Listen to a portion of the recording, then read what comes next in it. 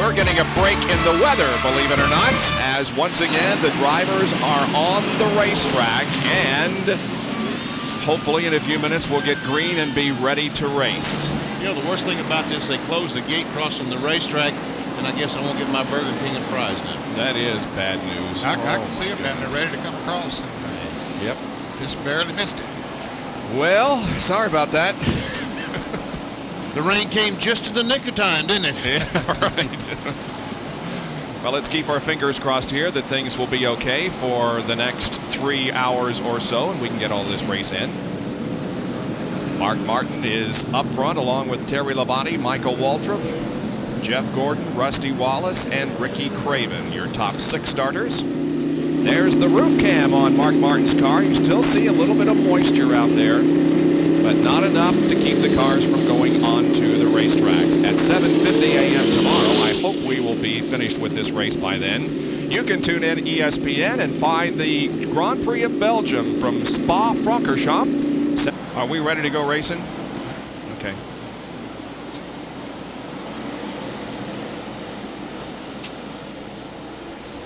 Still raining.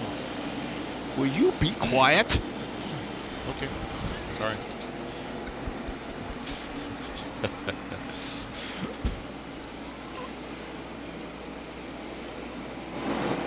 We are ready to go racing at Bristol International Raceway. The fans have waited patiently. They're ready. Here's the green flag and the race is underway.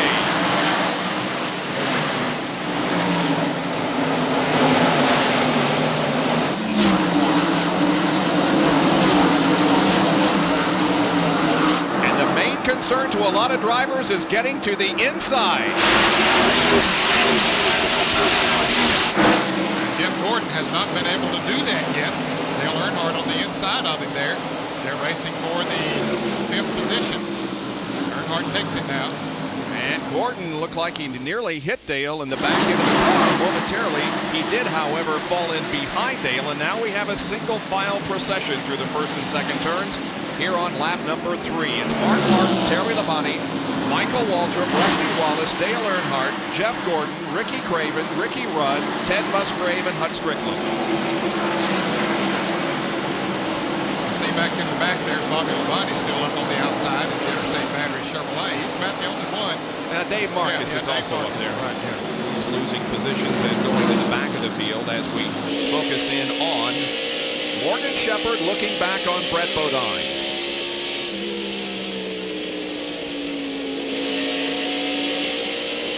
28th and 29th, Shepherd in 28th and Bodine in 29th.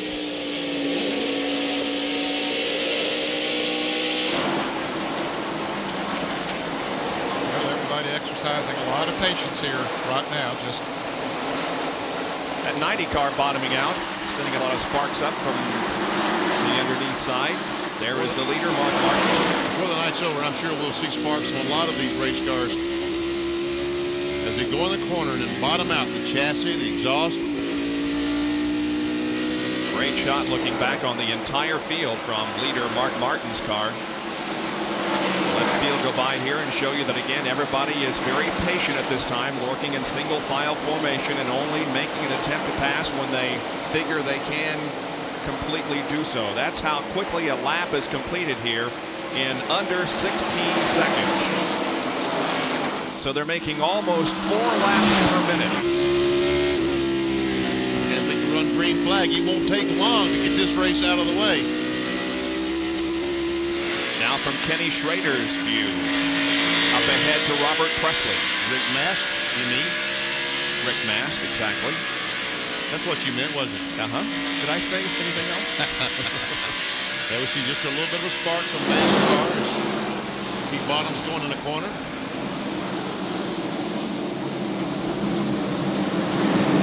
they're driving so nice now. Well, they are, aren't they, Ned? Yeah, just being considerate, conservative. Schrader has moved up a couple of positions to challenge Rick Mast. They'll change in a little while. They'll get brave after they get the feeling. In fact, Ken Schrader making the pass right now. Yeah, he got to the inside of Rick, picked up that spot. Here comes Jimmy Spencer to pass Mast also. Close call there. It always is close. When you pass coming off these corners at Bristol, it is always close. And there's the guy that talked about, Darrell Waltrip. 12 times he's won here, Benny. Huss Strickland said, I'm just going to find Darrell and follow him all night long because I feel like at the end of the race, he's going to be somewhere near the front. Now, Hutt's pretty far up in front of him right now, about 7 or 8 positions. I don't imagine he'll stop and wait on Darrell. No, I don't think so. Sterling Marlin and Bill Elliott running together out on the racetrack. They are in, let's see, 19th and 20th position, something like that. Won this race one time. You can see the graphic on the screen, 486 laps to go. It sounds like a long time, but as we indicated, the laps are so quickly here. And an official race would be 1 lap past the halfway mark, 2:51. I don't think anybody is really thinking about that at the moment, although the goal, of course, is to get up front as quickly as possible. Here is Robert Presley along with Dale Jarrett. There is Ward Burton right behind in the MB&A car, and then Jeff Burton. Beginning to put a little pressure on Robert Presley there now. The car in front of him, which is Rich Bickle, is beginning to get away by a few car lengths.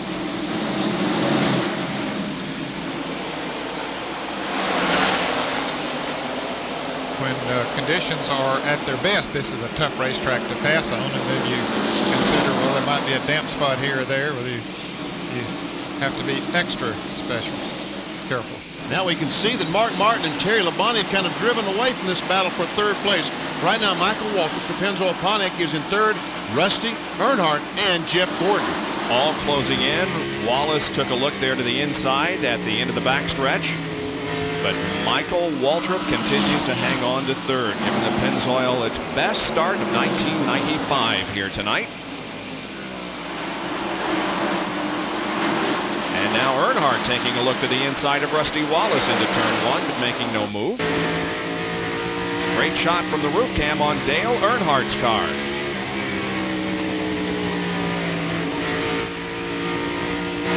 Right up on the bumper in the center of the corner.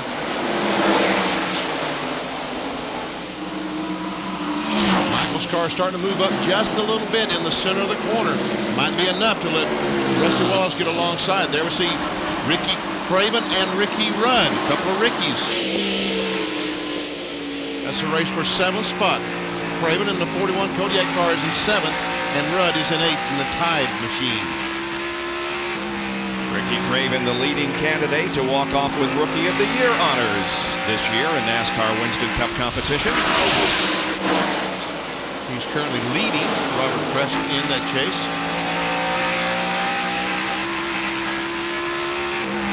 Had a great qualifying run here.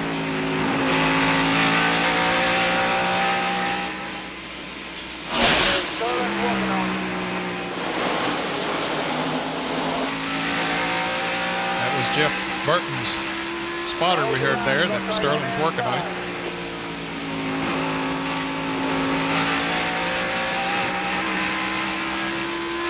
Jeff Bodine just made a pass on Hutt Strickland.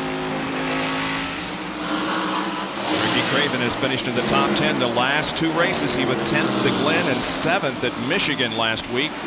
His career best back up front to this pack involving 3, 4, 5, and 6, Waltrip, Wallace, Earnhardt, and Gordon. Here's our first Napa Field summary for the evening. Take a look at the standings as they were last time around and see where your favorite driver is running. And the number in parentheses is where that driver started.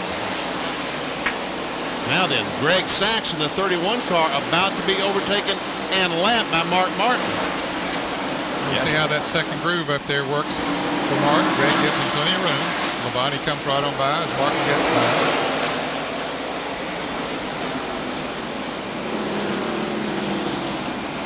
Sachs, the only car at the moment a lap down, and as you saw, he was just passed by both Mark Martin and second place Terry Labonte.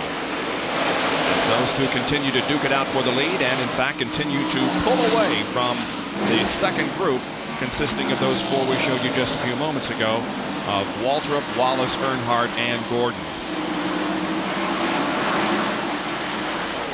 And Ricky Rudd finally was able to get by Ricky Craven. There we see from the rear bumper on Ricky Rudd's car, looking back at Ricky Craven. So that puts Rudd then up into 7th position. And that's Ted Musgrave, the Family Channel car, right behind Craven now. Oh, it's bad. Rusty Wallace stands off of turn 4. Just nudges the wall coming off the corner. Sends up a lot of smoke. The yellow is out, but everybody else is going to be able to dive to the inside and avoid hitting him. I'm not so sure that the car is hurt all that much. Because there's a fire on it, Bob. Oh, yeah. Fire underneath the car. The fire goes away once he does get it fired. And he has gone a lap down. So, Rusty Wallace is a 5-time winner here at this racetrack, including this event last year. He's won the spring race 4 times. See him pointing at Dale Earnhardt there? Yep. I think they got together as they came off the turn up there. Oh. We'll see here. Here's a replay. Earnhardt comes in, down on the inside, comes up, yep, taps him, and around he goes. And look at him work the wheel and trying to save the slide. He didn't. The car hit the wall, both the left front and the left rear. And now from the speed shot, we'll take a look at it once again.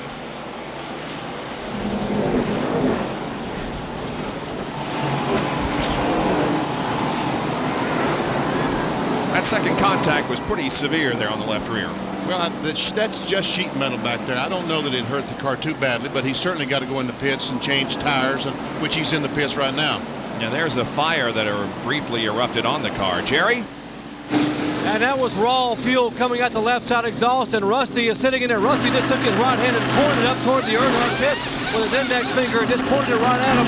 Obviously, he is very, very upset as the car is out of the way. They have changed all 4 tires, and some of the Miller Genuine Draft crew also out on pit road. The NASCAR officials have pushed them back behind the wall, but a lot of concern here about the car's damage.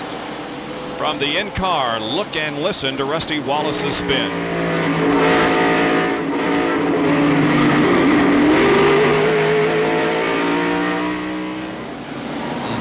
Just the slightest amount of contact with the car in front of you can send him around, and that's exactly what happened as Rusty Wallace has been the first to taste the concrete here at Bristol on this Saturday night. We have just begun, only 34 laps into this race because of a rain delay, and we'll be right back.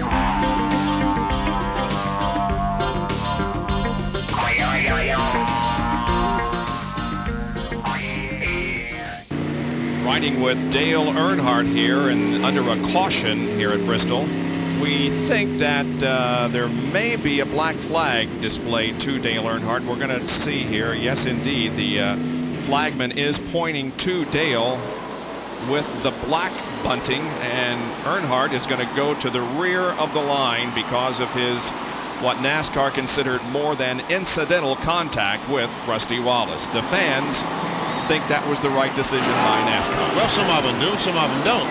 Yeah, that's right. They're divided, but they're letting it be known what their feeling is. Now Rusty will be able to go to up to the front of the line on the inside. Jerry? He's been in 3 times, guys. They raised the hood and set the toe in. The left front tire is still slightly towed in, but they got it as close as they possibly could with the time they had. Sheet metal damage, but a slight toe-in problem in the left front. That's the only injury to the Miller Genuine Draft Ford. Bob?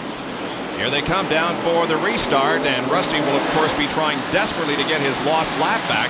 Mark pulls out in front of him, though, however, as the green does come out on lap number 39. We see Rusty's car bottoming out as he exited turn 2. With 4 fresh tires, he might be able to get by Mark Martin, but he needs to do it pretty quick. It looks like he is. You can tell that he has a lot different attitude about this race right now. No more patience right now, not for him. Exactly.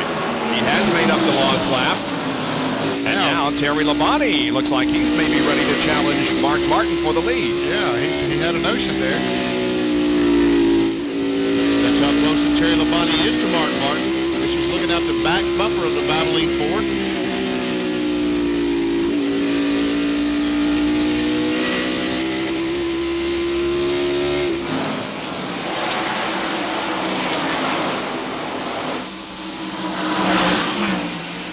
Everybody is back on the lead lap.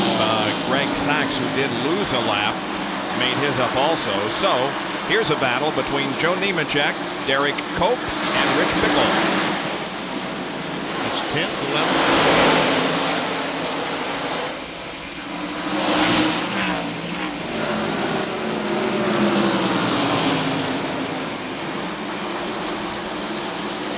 Rick Bickle in the 40 car practice this afternoon. It looked like his car was going well.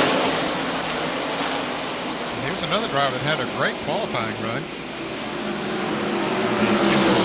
Pontiac. Bickle started from 15th, qualifying at 123.459, 15.542. And more action back of that group. This is John Andretti along with Dick Trickle, Dale Earnhardt as he tries to make his way up through the pack once again after the black flag. And behind him is Dave Marcus. Earnhardt looking to the inside of Dick Trickle. Well, he knows that he has to go hard because Mark Martin and them will be around in a hurry to lap him. We had seen Martin already about to lap the tail end of the field. He'd gotten by Greg Sachs and was closing in on others. So Earnhardt knows that he can get around there pretty quick. So he's got to put as many cars between he and the leader as he possibly can. John Andretti losing positions as he gets up in the second groove and those to the inside pass by. Jerry has a report on what did Dale Earnhardt say on the radio during all this, Jerry? Well, what he actually did, guys, he admitted it was his fault. He said, hey, I'm sorry. He said, but, you know, he said, it looked like Rusty slowed down. Either he jumped out of the throttle or tapped the brake. He said, I hit him, but I certainly didn't mean to. It certainly was my fault, and I'm sorry. He apologized to his team and asked them to apologize to Rusty's team. He said, certainly it was totally unintentional. In any case, he was forced to the rear of the field, now finds himself in 30th position as he continues to move upward.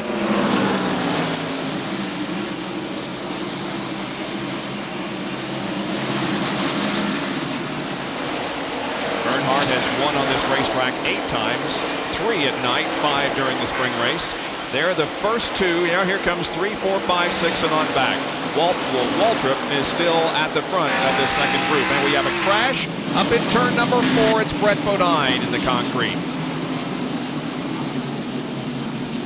Boy, Brett has had a tough year this year in the Lowe's Ford. He just either has mechanical problems or get caught up in a crash or something. He just had a tough year. Had to take a provisional to get into this field, 33rd. Now, Rusty Wallace has made up his lap because he was in front of Mark Martin. Let's watch the replay, and we'll see that some contact between Bobby Hamilton. Bobby Hamilton. Yep. Going in the corner, just a little bit of contact at the rear of the 11 car. And we have pit stops now being made by a lot of those up front, including Martin, Labonte, Waltrip, Gordon, Rudd, Craven on back. We'll take a look at the front pit here and see the work being done by the Ted Musgrave Joe Roush crew and Mark Martin. Joe Roush, Jack brother. I'm sorry, yes. Joe Roush is a race driver in Indiana.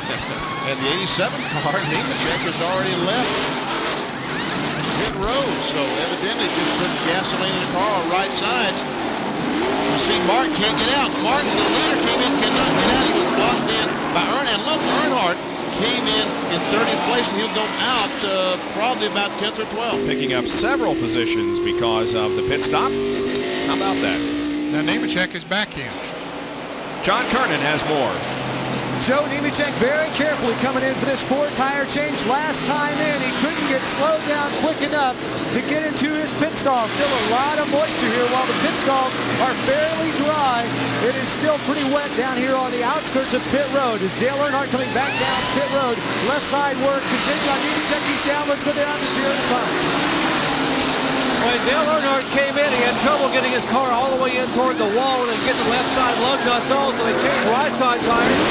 Back on the line now, he comes back in and was able to get the left side tires changed. And that's one of the reasons that Mark Martin had trouble getting out. Earnhardt couldn't get his car all the way turned to the right in his pit stall, and that of course blocked Martin's exit. So it wasn't as good as it looked. Earnhardt with the second visit. And this is what happened to Mark Martin. You can see that he's boxed in there and had to back up before pulling out. So under caution, for the second time tonight. Brett Bodine in the wall in turn number 4. Back with more of the Goodies 500 from Bristol in a moment.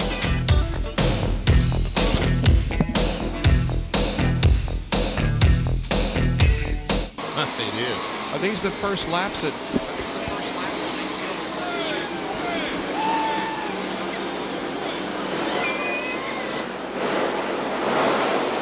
Just as you rejoin us, the green comes out and we're back to racing on lap number 58 with Jeremy Mayfield up front, followed by Lake Speed, John Andretti, and Jimmy Spencer. Now those cars did not pit during this caution, they pitted during the first caution. Exactly. Mayfield, Lake Speed, John Andretti, and Jimmy Spencer all made pit stops during the last caution, so they stayed out on the racetrack. They're up front, right?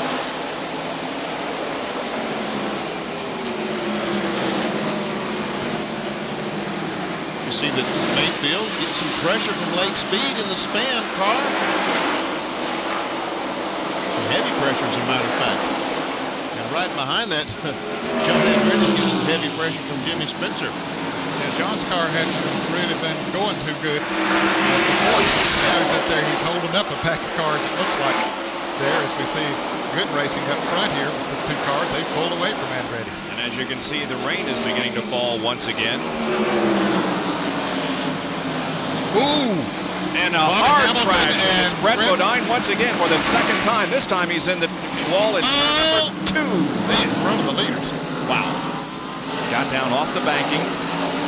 And everyone avoided him, but it was close as Jeremy Mayfield and Lake Speed came down at full speed. So Brett Bodine has his second crash of the evening within a few laps, and this time the Lowe's machine is really tore up in the rear end. Yeah, he lost a couple of 3 laps, as a matter of fact, on repairing it here a little bit earlier, and it was Bobby Hamilton again, same driver. Don't know what's going on between those two, but Brett Bodine's getting the worst end of it. We see that Bobby Hamilton has been black flagged by the NASCAR officials. He has gone to the rear of the field. Brett Bodine continues out there. Here's a replay of it once again. We see that the 11 has already smacked the wall as Hamilton goes by. This is, and there has how close it was as Mayfield and Speed came down in the 36 degrees of banking and saw the car right ahead of them. Brett Bodine in the pits once again. We'll take another break and be right back.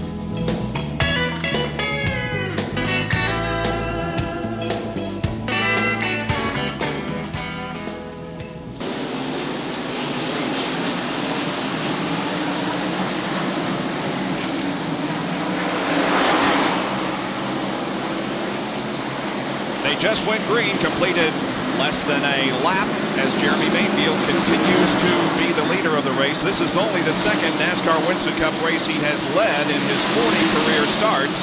He did lead 12 laps at Darlington earlier this year. They're holding the 43 car on pit road. Bobby Hamilton because of his contact with Brett Bodine. There is Jeremy Mayfield, and right behind us Lake Speed. Then comes Jimmy Spencer, Jeff Gordon, and then this group led by Terry Labonte.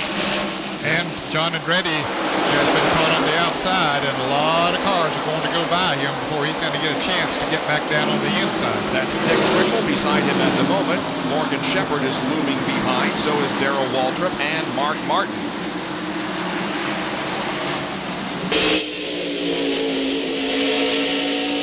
Up in front of that, Jeff Gordon just won. Jimmy Spencer moved into 3rd place. Terry Labonte goes around Spencer. Here comes Rich Bickle. Back up front, we still have Mayfield and Speed at the top of the field. And Lake Speed has not led a lap this year, so if he can make the pass and get into the lead, he'll pick up 5 bonus points for the first time. And the 43 car has just now been released from his penalty box.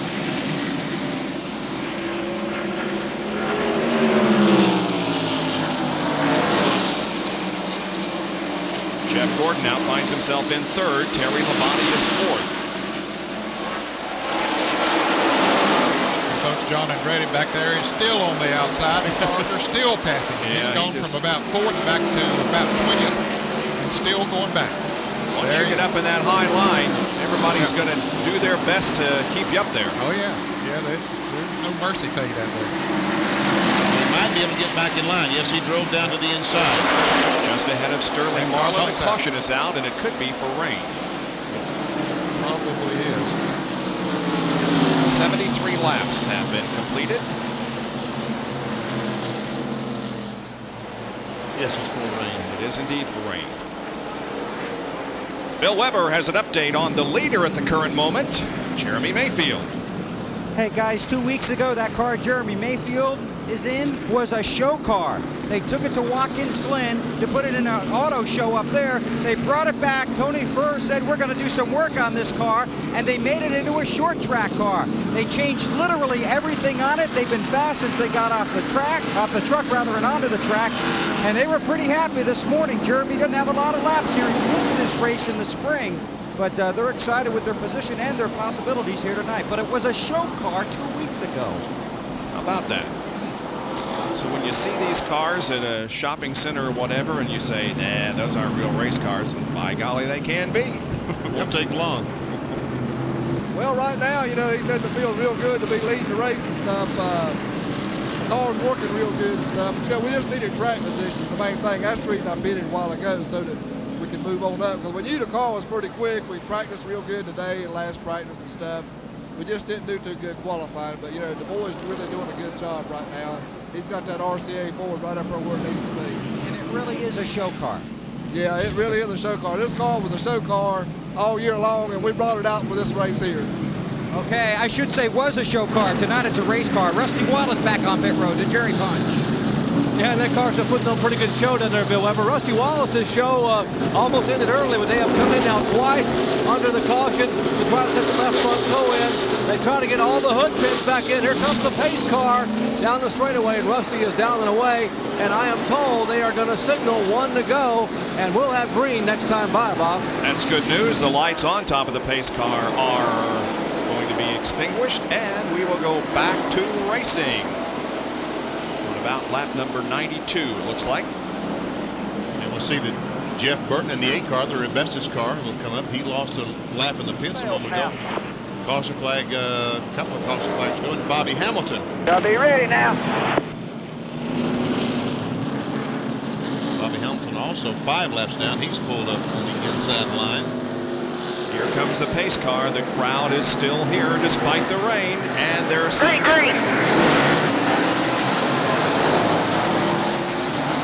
Jeremy gets a pretty good jump. It's his second Bristol race. He was 21st here last August. He did not qualify for the spring race here in Bristol, but right now Mayfield is at the head of the field. Apparently Robert Preston lost a lap in the pits.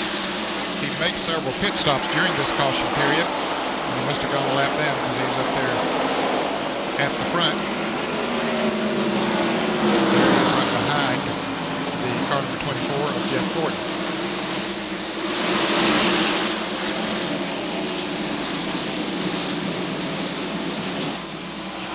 John has an update on Robert Presley. Well, Ned, as you said, Robert been on pit road several times during that caution. They developed a leak in the rear end housing. Charlie Presley and the crew got underneath the car, used a little compound, some sticky stuff, you might say, pushed it up on there. They have told the NASCAR official they think that that's going to hold it and stop the leak. They should have told the NASCAR official they hope that's going to stop the leak. And it just might.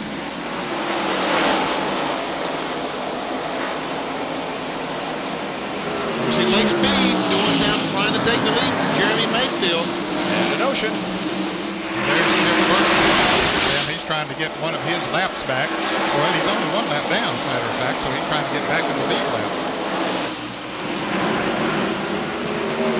Tell you what, Tony Furr, we had that conversation with Tony Furr just a moment ago. Now, he has done a wonderful job as crew chief for Jeremy Mayfield. Jeremy loves him, and he enjoys working with Jeremy. And these guys right now have a very good team. Tony Furr and Jeremy Mayfield leading the team.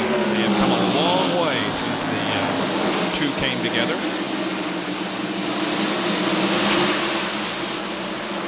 John, what happened to Jeff Burton that he lost his lap? Well, Bob, he had to pit a little earlier for left side tires. Thought he had a cut tire going down, but I was just told by a member of the crew that it was Rusty Wallace who relayed to his spotter that he thought Jeff had a tire going down. So their Rusty spotter told Jeff's spotter. Jeff came in. They found out it was not a cut tire. But that's their story down here, and they say they're sticking to it. Well, in any case, he's back in 33rd spot, a lap down. And he's running good. Yep. Yeah, that's right up there. He is running well. Yeah, he could, if he could pass those cars, he could drive away, I believe. He looks to be a little bit faster, certainly, than Lake Speed. Lake's right there on the Mayfield. Trying to take a look on the inside. Can't make it. Don't work on him. Let him know you want it. He said, well, let him know you want it. I think Lake probably knows, don't you? Saw the 11 car of Brett Bodine go back in action. He's been in the wall at least twice. Lake Speed almost got the wall that time as he came off the second corner. Oh, he's...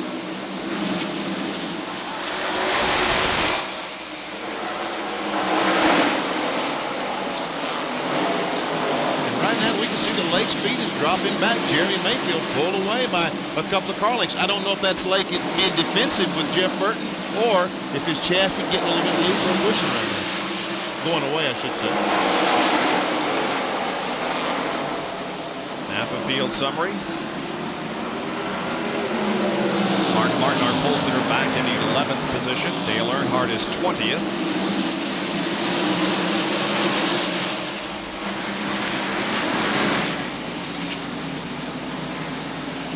Rusty Wallace back in 29th.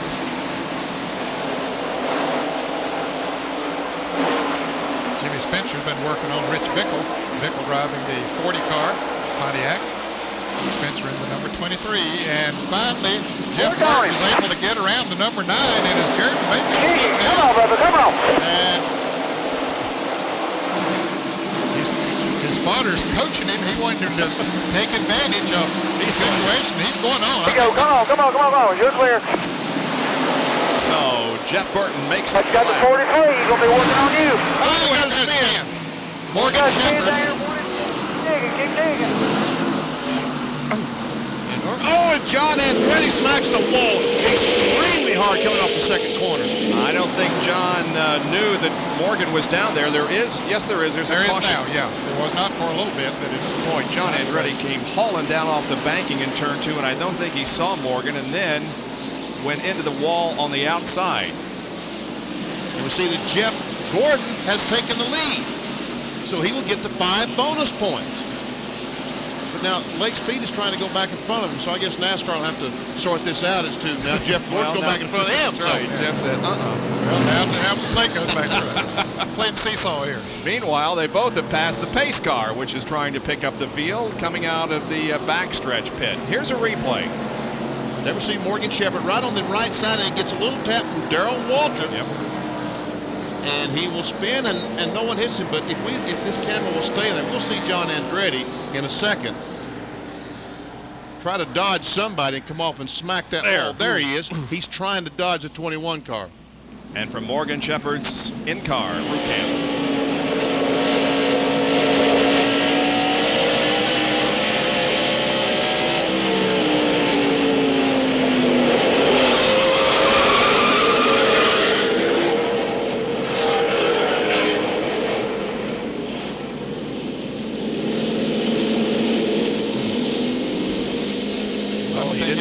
That's so right. Shouldn't have done any damage to the Sitco Ford. Yep. Might have flat spotted the tires. He's going into the pits now, so we can ride with him down pit road and backstretch. Now watch John Andretti come from the right side of your screen. Ooh, Earnhardt just barely missed him. Or he did hit him. There's Andretti. Now he goes up the banking and boom, bangs into the wall. Well, you're right, Ben. He did hit that wall hard. Yeah, he did. Pits are open and several cars coming down the pit road, including Earnhardt, and Jerry Punch is there. And obviously Earnhardt did get him with the front bumper a little bit. Part of the grill below where it says Monte Carlo had been pushed in, and that was not from the earlier accident with Rusty Wallace. as they will be opening up the back pits as they work on the left side. And back there is a part of the door, whereas the 3 is at the door and been peeled away. Let's go to Bill Weber. And Jeremy Mayfield on pit road. It'll be 4 tires on his car. He says he has a fender rubbing, and that could have come when those cars went by him after he surrendered the lead. Also, Andretti is on pit road. They've changed the right side tires, pulled the sheet metal away. Morgan Shepherd has some severe damage to the left rear quarter panel and to the tail section of that car. All 3 of those drivers now return to pit road. Andretti did lose a lap the first time he stopped just a moment ago. Mayfield rolling back out onto the racetrack. Apparently, Lake Speed is going to win the dispute as to whether he or Jeff Gordon is the leader. NASCAR shows that Lake is up front with Jeff Gordon running in 2nd position. And then Terry Labonte being shown in 3rd. 112 laps out of 500 have been completed here at Bristol in the Goodies 500.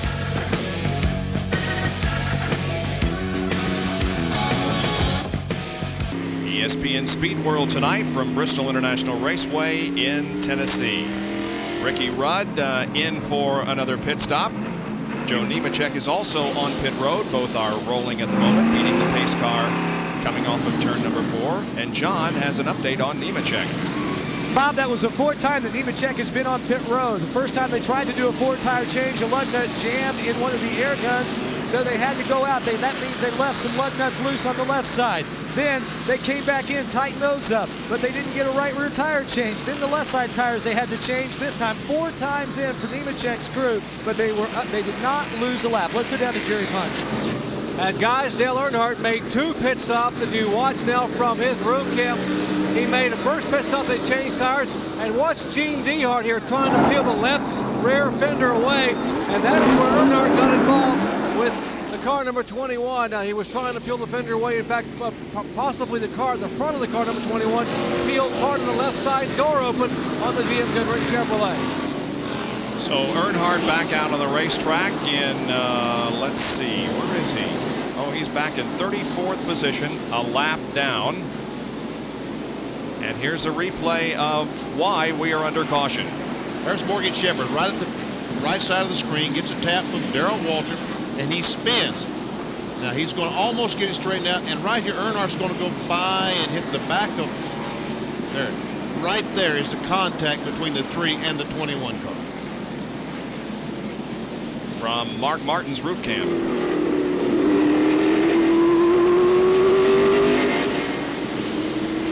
Right behind Darrell Waltrip, who had the contact with Morgan Shepherd. And the other update is that indeed Jeff Gordon is the leader of the race and not Lake Speed. But Lake did lead the lap, we understand, and so that'd be the first time that he has led this year. And Jeff Gordon now has 5 bonus points for leading the race. Valuable points. On his way to a possible NASCAR Winston Cup championship in '95.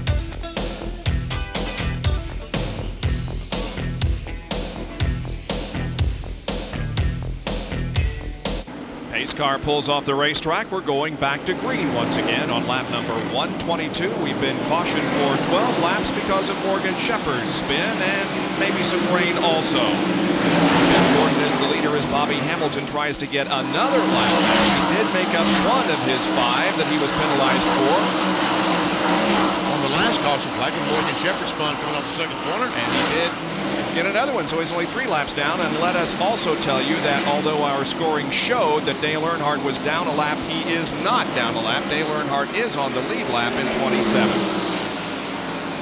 Yeah, I don't know why that flashed up on the scoring there. Right when you said it a while ago, Bob, I didn't down.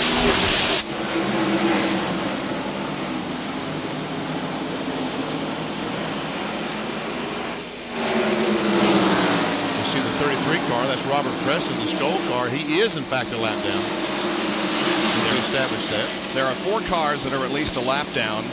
Presley and Andretti are 1 lap down. Bobby Hamilton now is 3 laps down, and Brett Bodine is 42 laps down. Robert Presley, car 33, is in 33rd place. How about that? There is Terry Labonte, who actually is 3rd behind Gordon and Speed. And there is Jimmy Spencer, who is 4th, and Michael Waltrip 5th. 6th place car. Darrell Waltrip is 7th. Oh, Terry Labonte must have slipped pretty good coming off of turn 2. He almost lost it, lost about 5 or 6 car lengths, but he straightened it out. There he goes.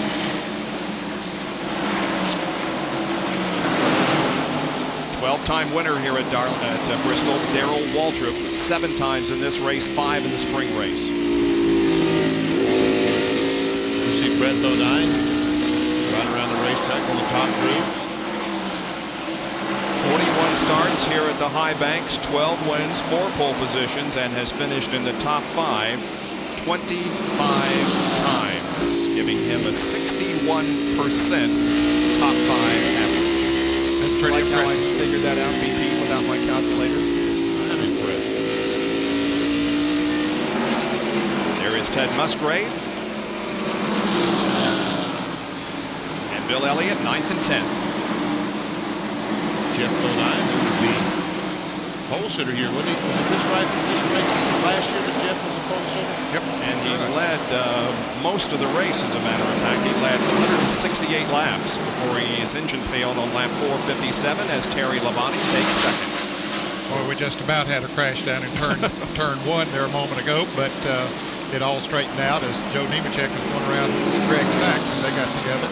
We see John Andretti that crashed into in turn 2, Ned. We see how slow he's going around the racetrack, so he has some pretty heavy damage to the Kmart car.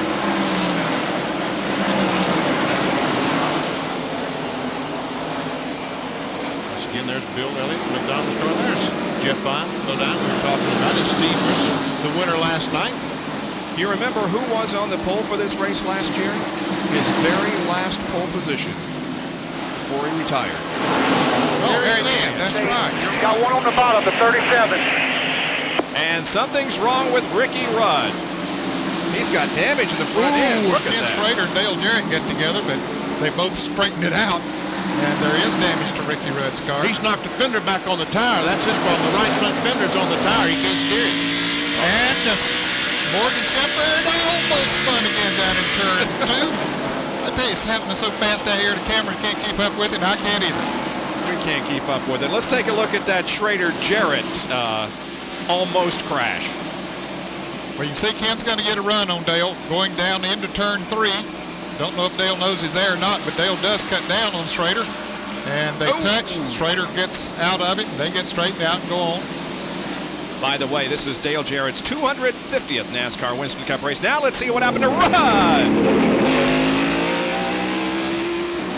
And what happened to Morgan Shepherd. That's the one I was hollering about there a moment ago. You can see he gets a little tap from Rich Bickle. Bickle gets a little tap from Earnhardt. Man, that was a beautiful save. Wow, it really was. So who did Rudd hit?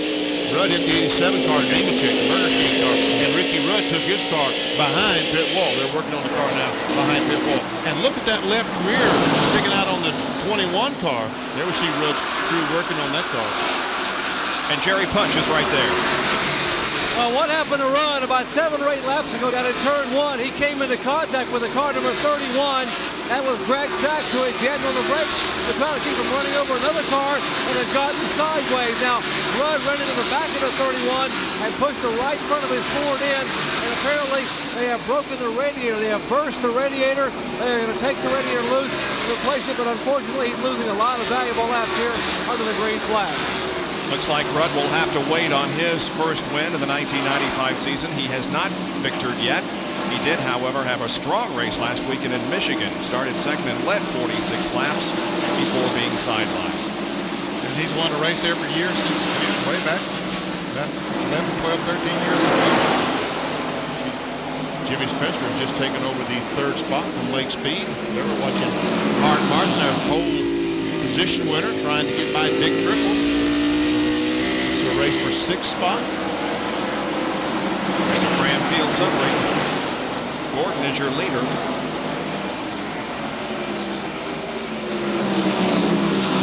See Trickle and Martin.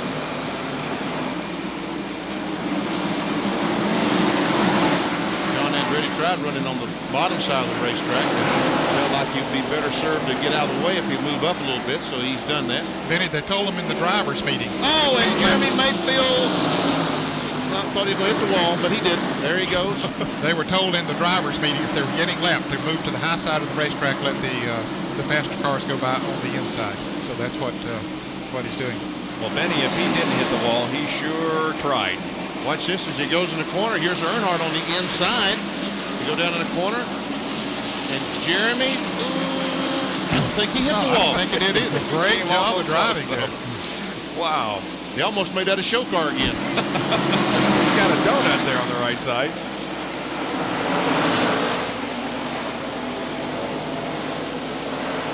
Jeremy Mayfield led this race earlier, and John is with Robert Presley. A lot of smoke coming from the rear end of Robert Presley's car. They pulled it behind the wall going to work. Robert had a rear end leak on the car, and it looks, are they changing the rear end now? Yeah, it just seems like if anything's going to happen, it's happened to us here lately, you know.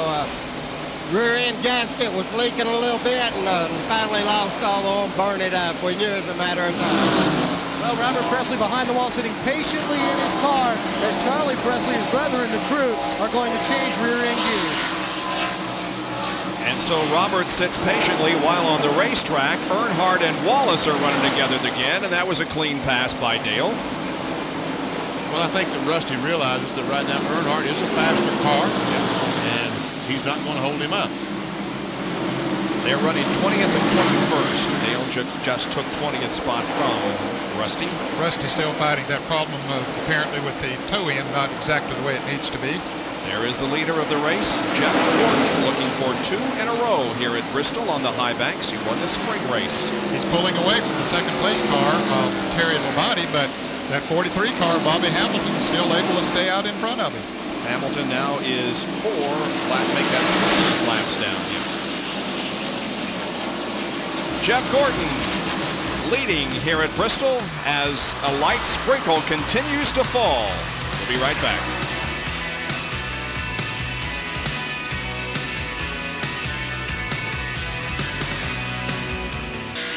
At Bristol International Raceway in the Goodies 500. It's hard to believe, but it is college football time. And on Thursday, we'll begin our CFA action with Nebraska against Oklahoma at 7:30 Eastern Time. The Cornhuskers travel to Stillwater to face Oklahoma State, and Dr. Jerry Punch will be on the broadcast team once again for the CFA games. Jeff Gordon now beginning to run into some heavy traffic, and he finally did get around Bobby Hamilton, put Bobby down 4 laps again, but now coming up on Rich Bickle in the 40 car, which is currently being shown in 29th position. And Greg Sachs in 31.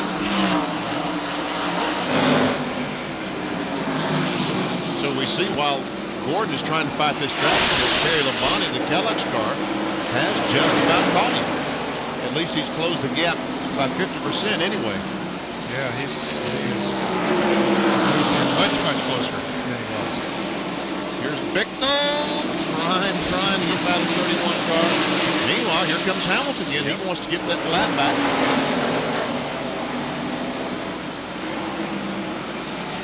We're checking the on-track interval between Jeff Gordon and 16th place Dale Earnhardt. The interval has been reduced from 9.4 to 7.4 seconds. And that is primarily because Gordon has caught these cars and is losing time on the racetrack. His lap speeds have fallen off a good half a second a lap. We'll see Earnhardt and Kenny Schrader, the Budweiser car.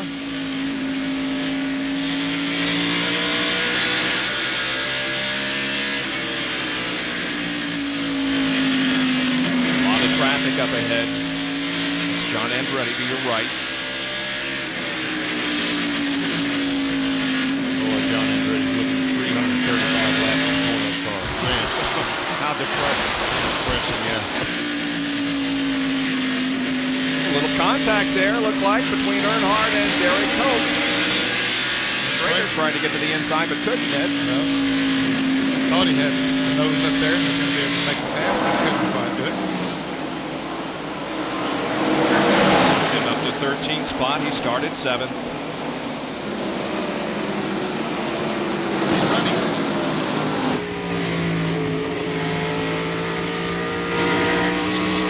Camera on top of Earnhardt's Good Race Chevrolet as he's chasing down Dale.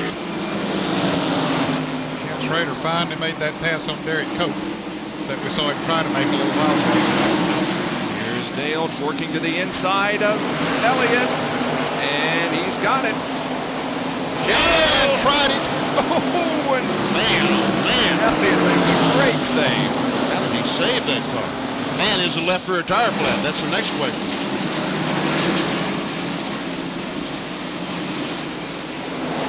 And Earnhardt was able to get by Ted Musgrave as well.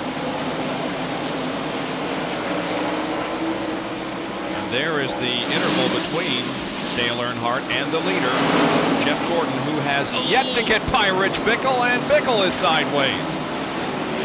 Now, I thought maybe Jeff would be able to go to the inside and put him a lap down, but nope. Earnhardt just got by Mark Martin as we watch Jeff Gordon. Earnhardt's going to be up front in just a minute. Sure is. He is a man on the move. He is gaining a lot. Well, you can see how much he has gained on Jeff Gordon. Oh, and Jeff Gordon almost crashed coming off the second corner. He got a little bit high, and Labonte looked like he was going for the lead, and we can see there's 1, 2, 3, 4, all nose to tail. Jeff Gordon looked like he was going to try to pass Rich Bickle on the outside up in turn 2. Let's see if we can see it.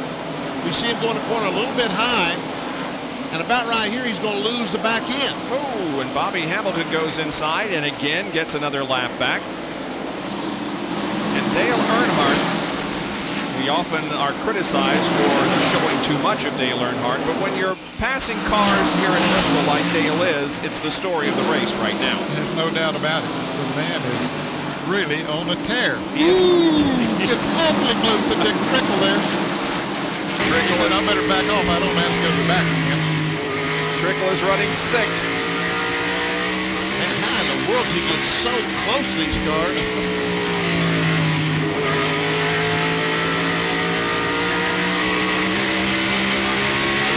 Just a little lap down. Morgan is in the 30th position. Ricky Rudd moves back down to the racetrack, and they call this guy the Intimidator, and he's intimidated Dick Trickle and others tonight. I wish he could. 3 car looking low, clear. Rain away, I should say. There's Michael Waltrip spotter. Michael is in 5th place. Earnhardt is 6th.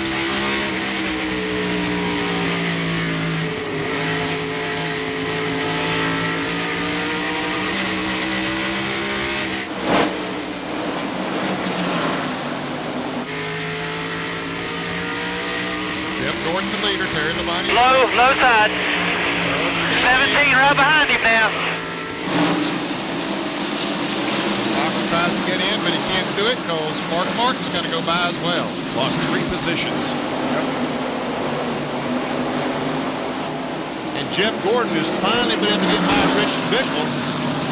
There might have been some contact. I was not watching. I did see Bickle save the car as he went off the second corner. Let's watch as they go down in the corner. Here we see the 24. Yep. Probably was a little bit of contact as he entered the corner. And Dale Earnhardt is trying to take over 3rd position. He's right behind Jimmy Spencer. Now he's beside and past Jimmy Spencer. And his sights now are on the 5 car of Labonte, which is about 3 car lengths ahead and closing quickly. This is absolutely amazing, guys. This is a real performance. Yeah, this racetrack that we say is so tough to pass on. He's driving right on by. Got a great race car. He does have a great race car. He's not passing just back markers. Now he's 2nd. Now, Terry Labonte didn't put up a fight. No. He just absolutely did not put up a fight. You know, a while ago when the fans were cheering that Earnhardt was sent to the back of the line, now the fans are standing, cheering, and saluting the performances that this man is turning around. You know, he did the same thing here in the spring. He started about 25th or something, and it had worked his way up to 3rd place before he made contact with Jeff Burton going down in turn 3. Well, he does have a little bit of distance between himself and the leader, Jeff Gordon, so we're going to take a commercial break here and see if indeed Earnhardt can close in on the leader, Jeff Gordon, here at the Goodies 500 in Bristol.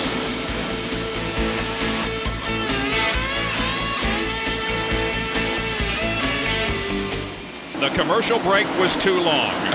Earnhardt did it. He took the lead from Jeff Gordon, but we have it to show for you. Here they are coming off the fourth corner, start-finish line, down in turn one, and he takes the lead. And I mean, Dale Earnhardt has a great race car tonight, but I think that he has fresher tires by about 20 or 30 laps fresher than Jeff Gordon and some of the other competitors. Well, that accounts for a bit of the performance, but man, this has been something. On lap 116, he was 29th. And now at 195, he is in the lead. That's awesome, isn't it? Yep. Man. Jerry Punch has more from Earnhardt's pit. Well, Bob, actually, I was down in the Jeff Gordon pit checking on. Now, Gordon last pitted on lap 52. That's when he changed tires. Earnhardt came in on lap 112, so you guys are exactly right. His tires are 60 laps fresher than anyone else running up in the top 5. Wow, 60 laps though. So yeah, and another thing too, there's some of these drivers. We've gone pretty far here now on the green flag. They're going to have some green flag pit stops coming up here. He said lap 52. They've run 148 laps since then. Those were under caution, but what do you go here? 160, 70 laps. And it's kind of unusual to go this long without a caution, especially Bristol. Yep. And close quarters as we run here, as these drivers run. Here's a Fram Field summary.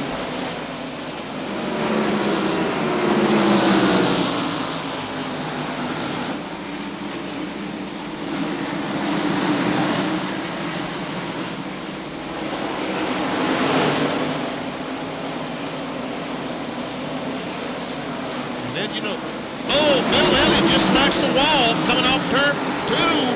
And the caution flag is out and Rusty Wallace is in the wall on the backstretch to the inside. The second time tonight, Rusty has met the concrete, and this appears to be much more serious than the first. Oh boy. And the caution flag that we talked about being absent has displayed itself. Shouldn't have mentioned it. Yep. Rusty trying to get the Miller Genuine Draft Ford started. He does.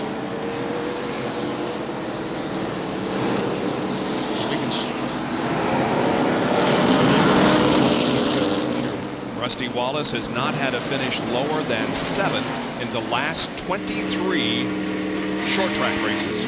Wow. Here comes Earnhardt down pit road for a pit stop. And the others on the lead lap.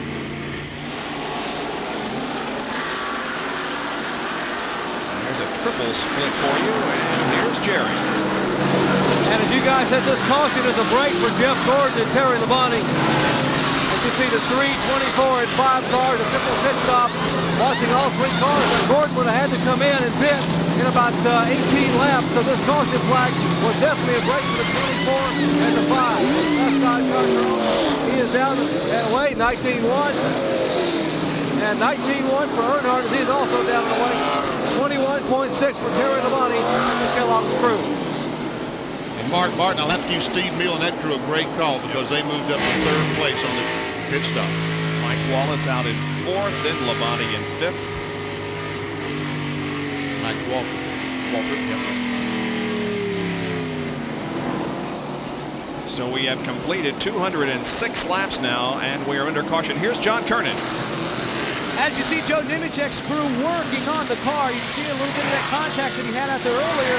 And I'm not sure if maybe the overflow hose might have been snapped, but or it could have actually been the filler hose might have a leak in it, because when they went to fill up the car, you can see all of that fuel right there on pit road, and it's still leaking out of that, directly out of the trunk area. So we'll have to check this out, see exactly what the problem is. But Nemechek right now, sitting in his car, they're sitting here on pit road with another problem for them. That, of course, was a result of the contact that Nemechek and Ricky Rudd had quite a few laps ago. Exactly. Ted Musgrave, we understand, had a problem exiting the pits. Let's take a look at it in replay. Finishing up here on the left side. Jack goes down. It moves out. Ooh, yeah, that tire came out. I don't think it did any damage. It looks like that it hit the side of about the door. So under caution once again, we get set for the restart with Dale Earnhardt up front, followed by Jeff Gordon and Mark Martin.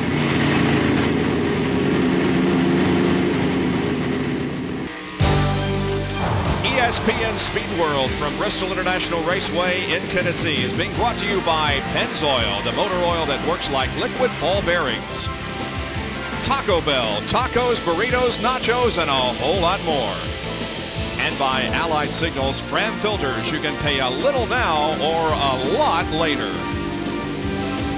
We have just gone green once again. It is Dale Earnhardt up front, closely pursued by Jeff Gordon, and then Mark Martin is in third position. Let's take a look at our pit summary. Earnhardt and Gordon stayed the same. Terry Labonte fell 3 positions. Darrell Waltrip stayed the same, and Sterling Marlin came in 15th and comes out in 7th position. But he's lost a lot of those positions. Sterling Marlin, I don't know, his car just didn't come up to speed on the first few laps. Still not going real good, but he's brought back a number of positions now back to 10th. John Kernan has more. On the pit stop, I'm not sure if there's a problem with the car now, but let me tell you what they did. They decided track position was very important. So they decided to go with right side tires only. And Sterling getting a little push there from Blake Speed as they come out of turn 4. Gets up on that high side. He's probably going to lose some more spots. So maybe it wasn't the right strategy with those worn left side tires. The car is just a little too hard to drive. I think you're right, John. Forced to the outside, and here comes the line to his inside. Bobby Labonte passes him. There's Mike Wallace. Let's show you once again what caused the most recent caution. Bill Elliott with a problem in 2. It's like the right front tire goes flat. As he came off the corner, and we can see that he almost flipped over in the McDonald's Ford, and Rusty Wallace is going to come in here someplace. There he is. Now from the roof cam of Schrader.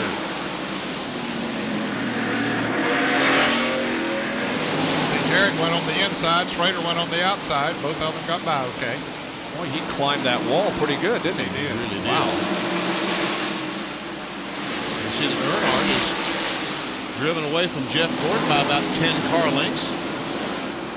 Both of them pulled away from Mark Martin. Now Mark has got to do some lap traffic there for a number of laps after the green flag.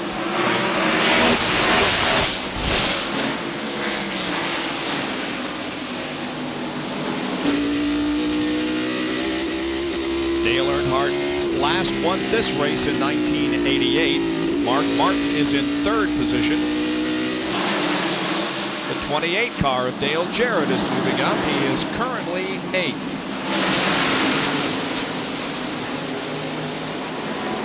Right by, there we see Darrell Waltrip and Terry Labonte. Darrell Waltrip, his crew must have had a fabulous pit stop. He gained a couple of spots as Labonte's trying to get that spot back. And that is for 4th. And he will take 4th place. Darrell back to 5th place. Now Darrell can look in his rearview mirror and see his little brother. Now here's an AutoZone off-track time, and you can see there why Marlin picked up so many positions. Total off-track time was 35.1 for Terry Labonte. Sterling Marlin, however, his total was only 26.8. But it did work for Sterling Marlin because he has worked his way all the way back to the 24th position. Yep. And it won't be over 15 or 20 laps until Dale Earnhardt will be catching him instead of a lap down. At the rate he's going now, at least. Labonte 4th. Darrell Waltrip is in the top 5. No big surprise there.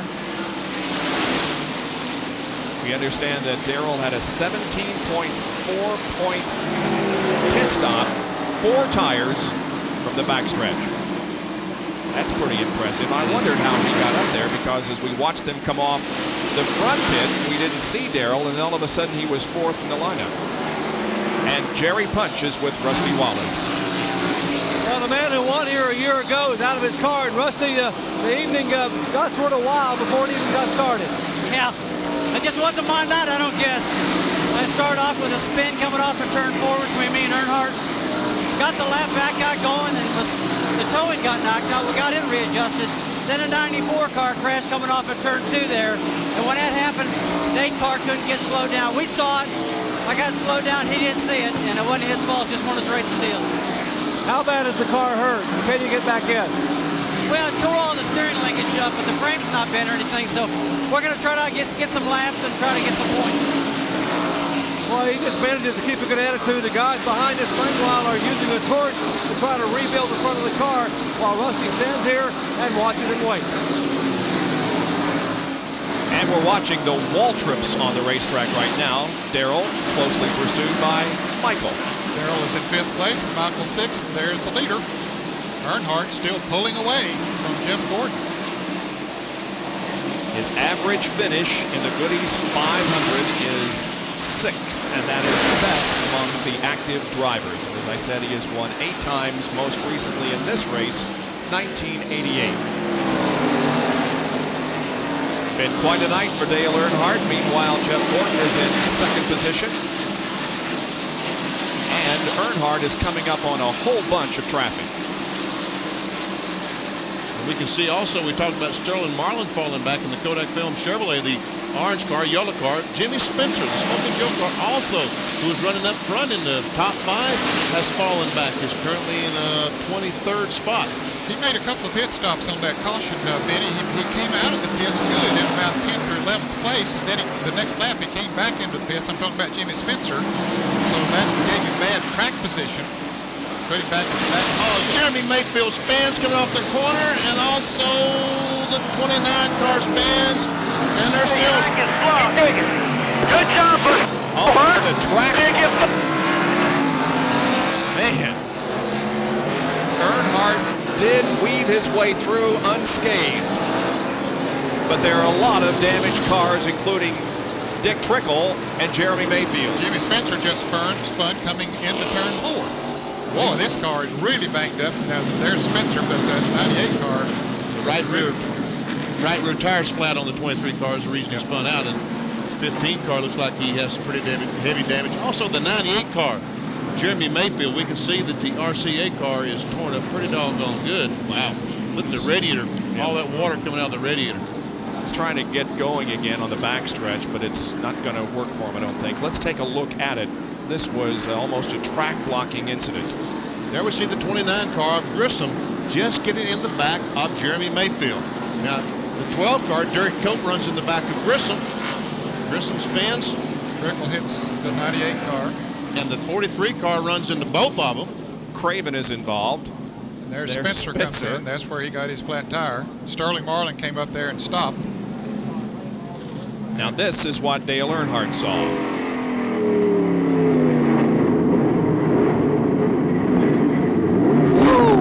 I didn't think there was that much room over there. Man, that didn't look like his room there. You know, he almost got nailed by Morgan Shepherd, didn't he? And Morgan was trying his best to get a lap back. Earnhardt just passed him the lap before. Jeff Gordon had a tough time weaving his way through, but did. Jeremy Mayfield, however, took the brunt of that incident, and he is out of the car okay.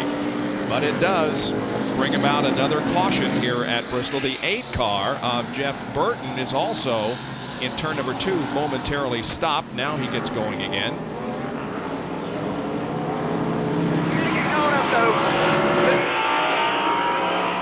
I'm not sure what that was all about, are you? I don't know, the car was just parked down there. And the damn, you know, it had those starter spins, but it won't catch nothing. That's what it was doing. I thought it jammed in reverse and let it roll back in, and then it's okay. So he cut off. Yep. Nearing the halfway point of the Goodies 500, it is still Dale Earnhardt at the front of the field, followed by Jeff Gordon, Mark Martin, Terry Labonte, and Darrell Waltrip under caution.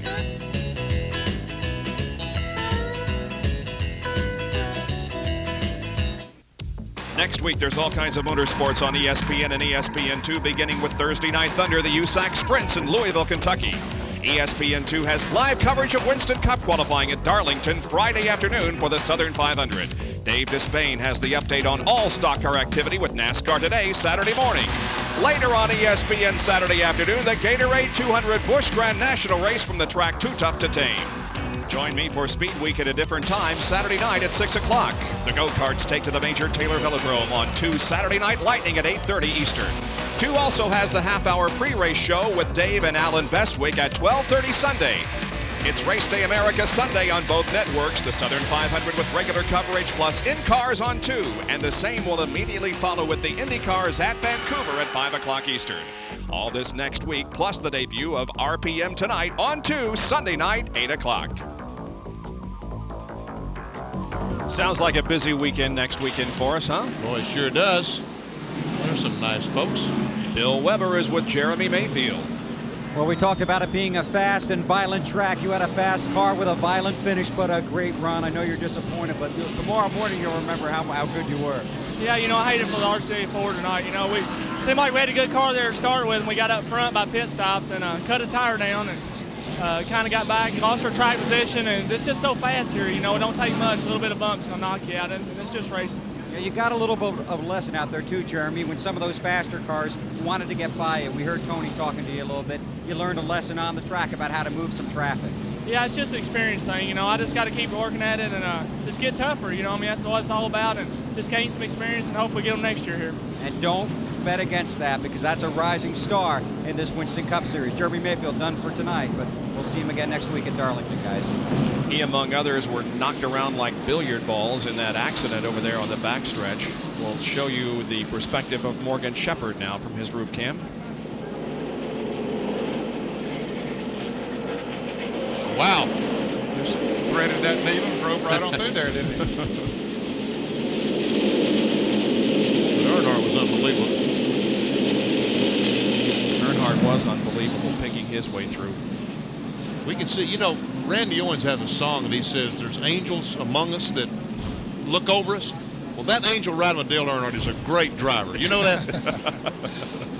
Well, Jim Gordon did the same thing. Yeah, he followed him right through in the same area. The bad news was that Sterling Marlin lost a lap. Jerry?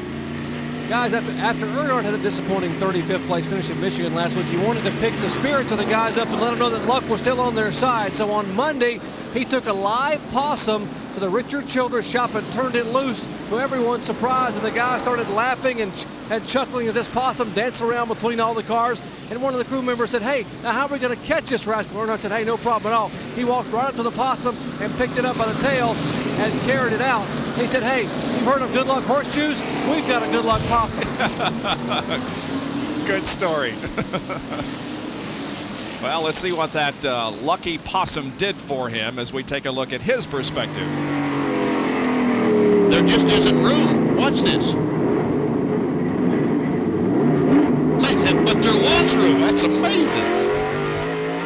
Just enough room for the car to go through, and Earnhardt found it. Like I said, that angel is a heck of a driver. Earnhardt, Gordon, and Martin, top 3 in the points. No, Sterling Marlin isn't in there, is he? Terry Labonte, Waltrip, the Waltrip boys 5th and 6th. Derek Cole back in 15th spot. Lake Speed started 36th up to 14th. John Kernan has a report on Sterling Marlin.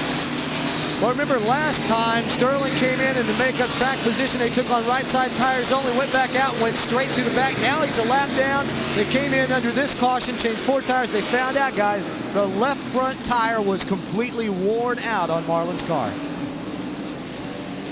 And as we indicated, he is a lap down now, lining up to the inside. Now he has fresher tires than does Earnhardt, Jeff Gordon, so maybe Sterling can get that lap back. And the reason he lost a lap, he stopped over there in the crash. And he was not far. I mentioned that he was not far in front of Earnhardt. Earnhardt was coming up on him at a pretty good pace. But he did stop for that crash, and that way Earnhardt get by, put him a lap down. Okay, we're ready to go racing again, guys. Green comes out on lap 245. We were cautioned for 10 laps. 31 car is Greg Sachs and Jimmy Spencer smoking. Oh, and he has contact with Greg Sachs. He sends him into the wall, and Spencer also crashes, and so do a lot of others. And Mark Martin, the pole sitter, goes around about 2 times.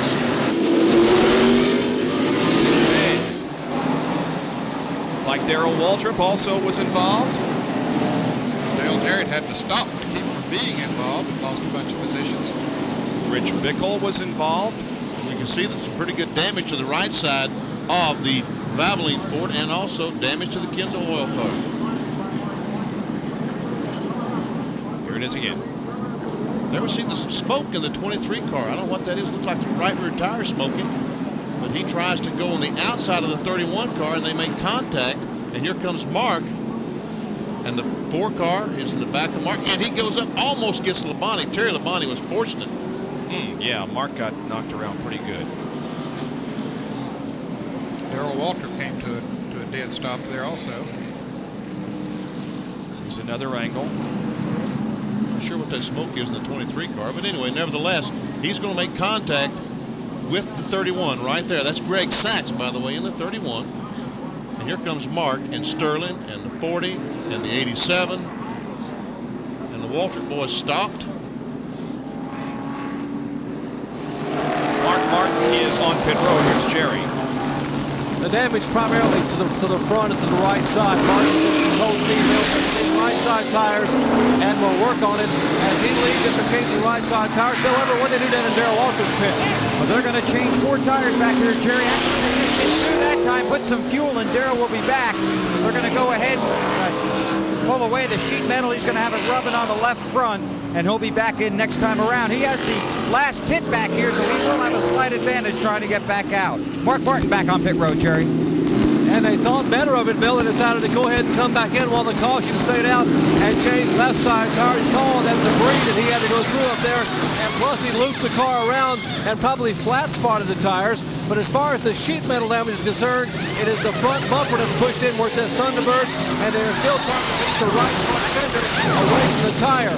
A big concern when they go back to green, make sure that there may be a tire rubbing in the right front. How about back with you, Bill Weber? The 12-time winner here at Bristol back on pit road. They shoved the fueler back in the rear of the car. Now they pull the sheet metal away. They're going to go to the left side. They're putting on left side. They're going to get the front left tire off. Now they pull the sheet metal away. Still working to make sure they can get that Goodyear Eagle back on there. The front squeeze has been knocked out of the car. The hood is bashed down on the Western Auto Chevrolet. They continue to hammer away with the front left wheel well. Now a drink for Darrell, waiting for the cars to come back around for the caution. The left front back on, tighten the lugs. They have to come back in. He's got some new sheet metal on the front left side of that car. And Darrell Waltrip's going to have a problem overheating because we can see the nose of the car, the grill is mashed together, and also he's closed up the opening in the bottom. I don't think he's going to get enough air in to keep the water cool. He has never dropped out of a race here at Bristol for anything other than engine problems, never for a crash. Here's the look from Mark Martin's car. Well, that hole just closed up on him, and it closed up for a lot of people back there. So now we understand how Darrell Waltrip's nose got beat up. 1 lap to green. And in 1 lap, we'll have run exactly halfway. So this race will be official very soon. John? Yes, it will. Dale Jarrett pitted that time for 4 tires, no damage to the car. They just were pretty far back after that and wanted to go ahead and take on fresh tires. But more importantly, in another couple of laps, Larry McReynolds' wife is going to call all those hotel rooms. Remember back during our rain-filled show? That's right. Larry had to guarantee those. Told his wife, said, as soon as we hit lap 251, call those hotel rooms and cancel the reservations. Once again, let's take a look at Morgan Shepherd going through this crash.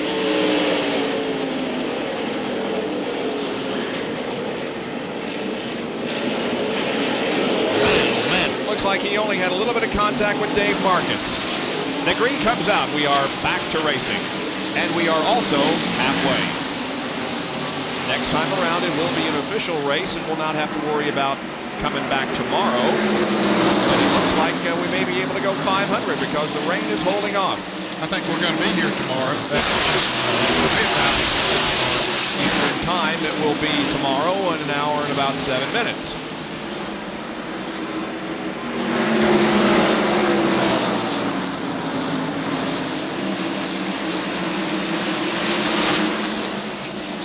Remember, Sterling Marlin there is second in line, but he's a lap down. Ooh, was that Steve Grissom? Yeah, he got very sideways. John Andretti and Jimmy Spencer have contact. Now Andretti and Michael Wallace are pounding on each other. Musgrave in the 87 car of Nemechek. See Bobby Labonte, the Interstate Battery car, and Derek Cope.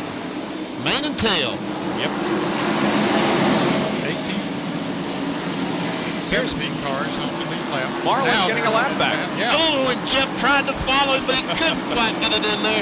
Had to slam on the brakes to keep from hitting him. First three running right together on the racetrack now. Earnhardt, Gordon, and Labonte, and Michael Waltrip isn't too far back. That was a courtesy move. Earnhardt allowed Sterling Marlin to get back in the lead. Could very well be. Piece of debris on the racetrack right at the start-finish line. And see Doyle Ford calling up the tower now and telling him what he thinks it is. And if it's, I guess if he feels like it's a piece of metal, then we'll throw the caution. Well, and the caution flag comes out. Yep. So I guess Doyle told him that it was a piece of metal and thrown the caution to go out and pick it up. And Sterling Marlin now gets his lap back. Yep. 243 laps to go. Our 9th caution of the evening is waving over Bristol.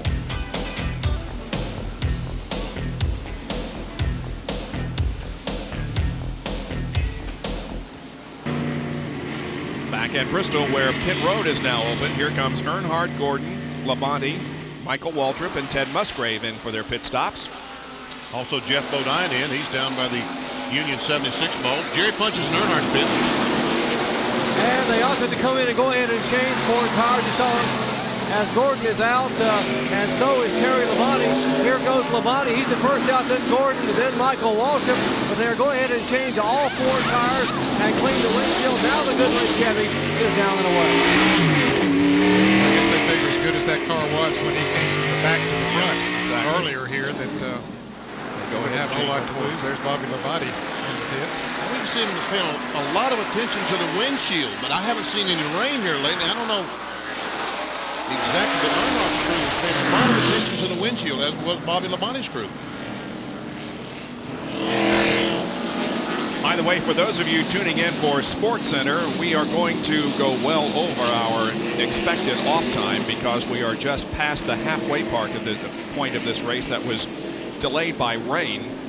And so Sports Center will be following, of course, our live coverage of this event. We're on lap 261 out of 500. And if you've never seen a stock car race before, hang on, folks. You'll enjoy it. This is fun. Here is Earnhardt's pit stop. David Smith puts a jack on the car. Andy Petrie changing that right front tire. Oh! He tried to jump the tire and almost fell. Jerry?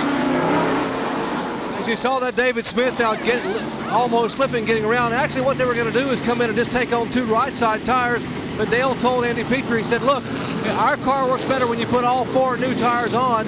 So they decided to go ahead and change all 4 on the Goodwin Chevrolet. Meanwhile, John Kernan is caught up with Ward Burton.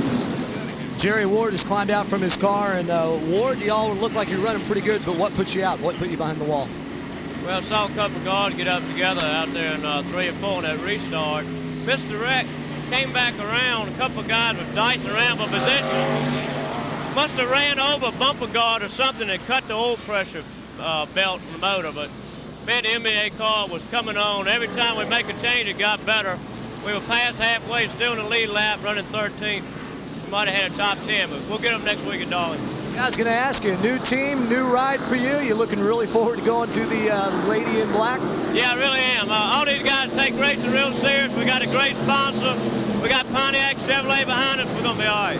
All right, Ward Burton still with the smile, but his car is parked behind the wall. It is being taken behind the wall at the moment as it goes down toward turn number 1. Here you can see a little bit of moisture falling, not a whole lot though.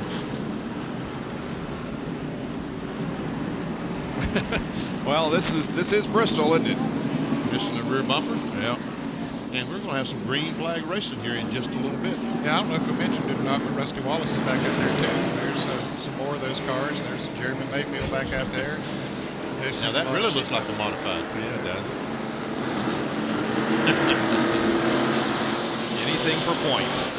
Here's Derek Cope is the leader of the That's race. right, and this is the first time that he has ever led here at this facility. He is in his 16th race. And Spencer Joe Nemechek is third in line, then Lake Speed. And Lake Speed is actually second in the serial scoring.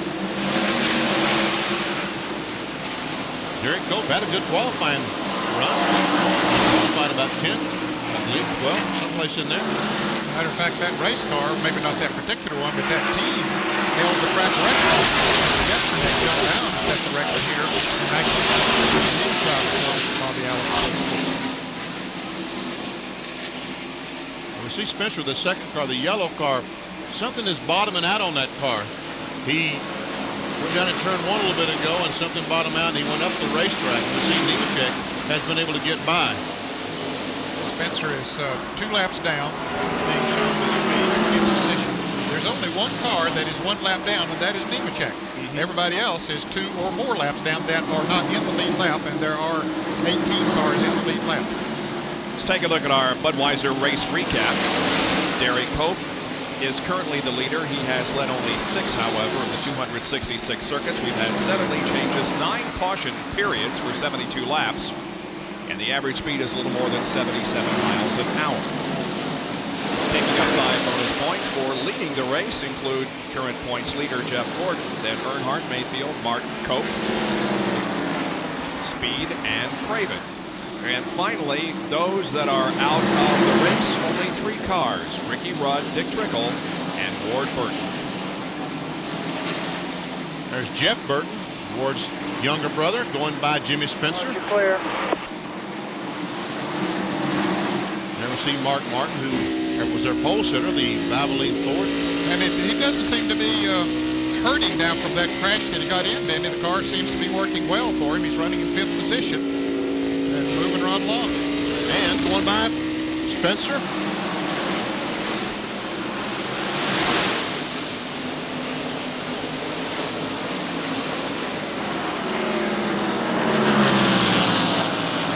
Great mass for 1 car. He's in 3rd.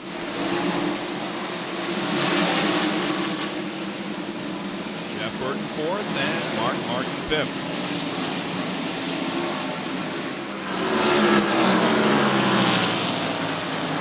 Of that group, here's Michael Waltrip, Jeff Bodine, and Bobby Labonte. 12th, 13th, and 14th.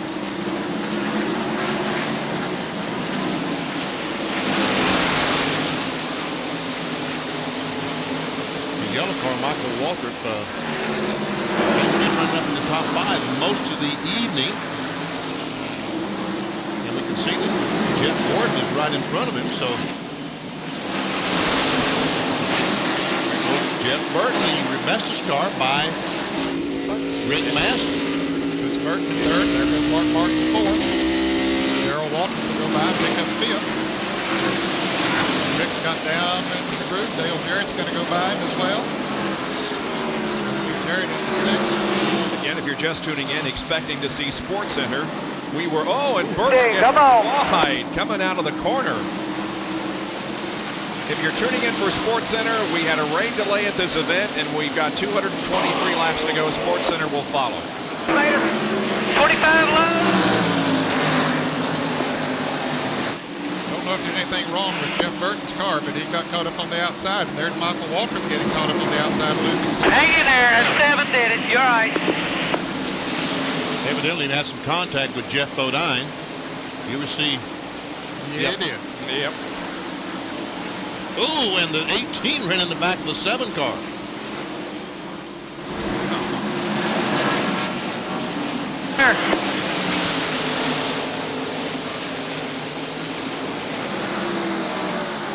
There's Rusty Wallace, who is 47 laps down in 33rd after 2 incidents with the wall.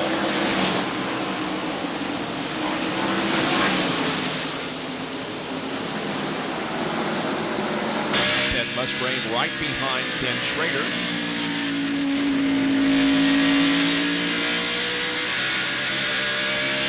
Derek Cope is widening his lead. Got himself a good lead out there over Lake Speed. Set hose on the window net of the 25 car.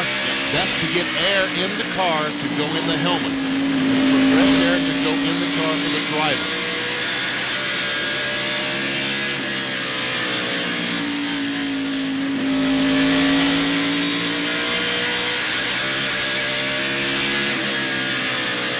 It's like an easy job, doesn't it? Oh, yeah, right. Down this corner about 130 miles an hour. Well, you know, we were talking earlier about the great record that Dale Earnhardt has in terms of finishing in the top 5 here with a 50% average, 16 in 32 races. There's a person who has even a better top 5 finishing average here at Bristol, finishing in the top 5 in 17 of 20 races. Any idea who that might be? As 17 of 20, that's pretty good. Yeah. You would say that since it's you and you know it. Look at everybody go to the inside of Schrader. And as we watch that battle, Derek Cope was pulling away. Well, now Lake Speed is beginning to move in a little bit on the straight era products number 12 Ford. You mentioned this is the first time that he has ever led at Bristol. It's only the second time that he has led all year. We're talking about Cope. He did lead 2 laps at Richmond. But Lake Speed is closing in here. And so is Mark Martin, a pole sitter. Yep. Darrell Waltrip is still hanging in there. He's in 4th place. Don't count him out of this thing by any means. Believe me, I did not.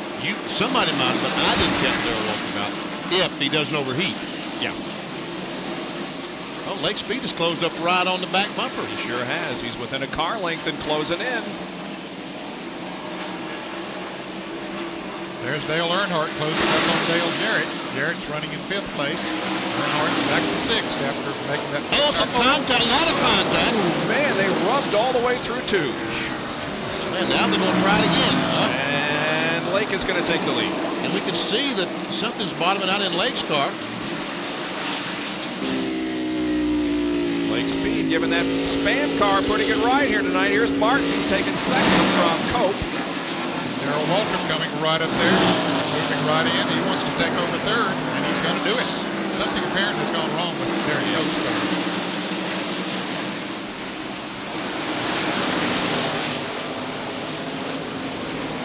And there is Dale Earnhardt breathing down Dale Jarrett's neck. They're 5th and 6th. But now Derek Cope's car just all of a sudden has gone away, and Dale Jarrett closes up right on the back bumper. Now there's another car that's gone away. Jeff Gordon is having all kinds of problems right now. Coming off turn 2, there's Jeff Godin right behind him. He has lost 3 or 4 spots. Where's he running? He's back at 10 now, Benny. His car just not handling the way it was.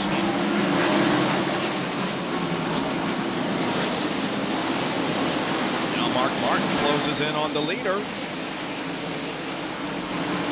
And our pole sitter is still in the hunt here. We have a report that maybe Jeff Gordon might have taken on 2 tires on that pit stop. So that could be It looks like the Ford tires is the way to go tonight. John, what's the story? Yes, I just talked to Ray Evernham. They took on only right side tires, and Jeff is complaining that the car is very, very loose. Yeah. Earnhardt got around Jarrett, moves Earnhardt into 5th. Closing in on 4th place Cope. They're the top 3. Lake Speed, the blue number 9. Mark Martin, the number 6 car, and Darrell Waltrip in 17, the Western Auto Chevrolet. Fords and a Chevrolet. Boy, wouldn't a Spam burger taste good about that, huh?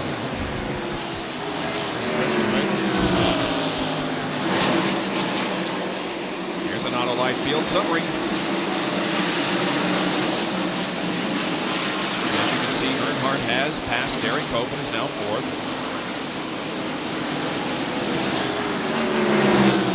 Earnhardt's beaming in on those 3 cars right there, too. There he comes into the picture. 18 cars on the lead lap.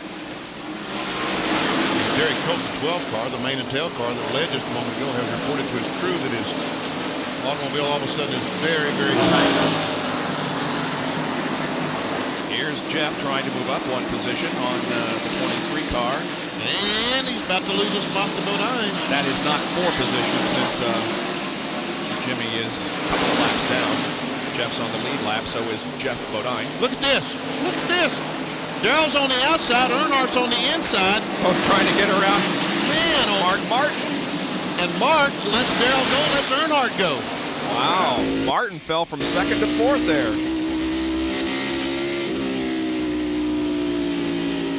Darrell Waltrip passing Mark, trying to pass him on the outside. That doesn't like Darrell Waltrip. He's got fire in his eyes. Uh-oh, he's about to lose 2nd place here.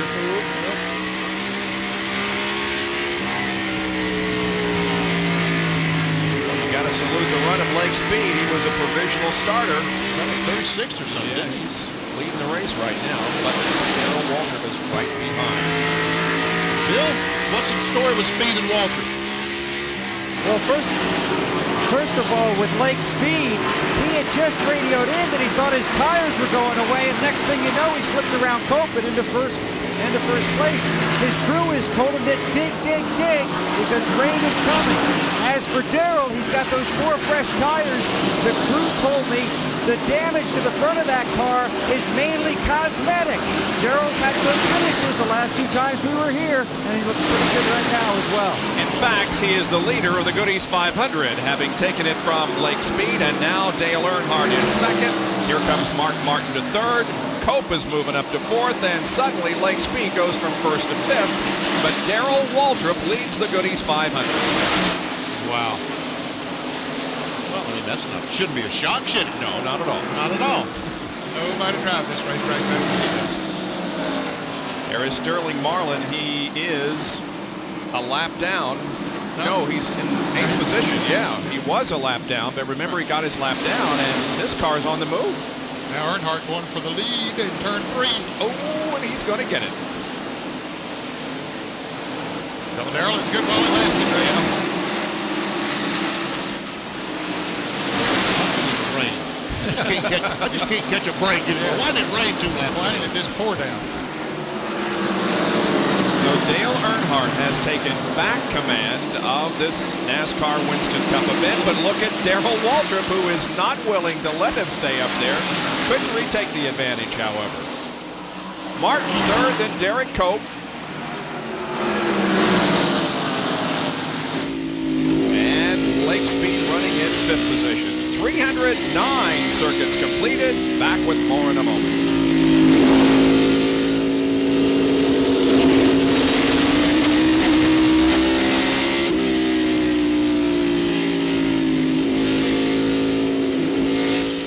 Late getting this race started here at Bristol. As a result, we're running well over our scheduled off time. Sports Center with Craig Kilborn and Linda Cohn will be up right after the conclusion of this event. We've completed 318 of 500 laps. And the leader of the race, with whom you are riding right now, is Dale Earnhardt. He has led 76 laps so far. Jeff Gordon has led the most to this point, 86. But Gordon, as we indicated, has fallen back and is now in 12th position. And there is Richard Childress looking for another possible win here at Bristol. Now let's take a look at the top 5 in NASCAR Winston Cup points and where they are running. Jeff Gordon started 4th, now 12th. Sterling Marlin is now 7th. Mark Martin is 3rd. Earnhardt, of course, the leader, and Ted Musgrave is 14th. And a car at the bottom of the track in turn 4 is Ricky Craven.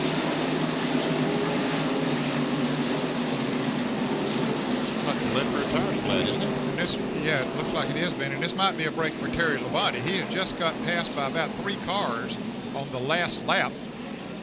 Sterling Marlin went by him, and so did Dale Jarrett and Jeff Bodine. So what the situation is with Labonte's fellow's car. Also, Jeff Gordon, break for him because here all the leaders come down pit road. Yep. You have to dodge that car sitting up there, but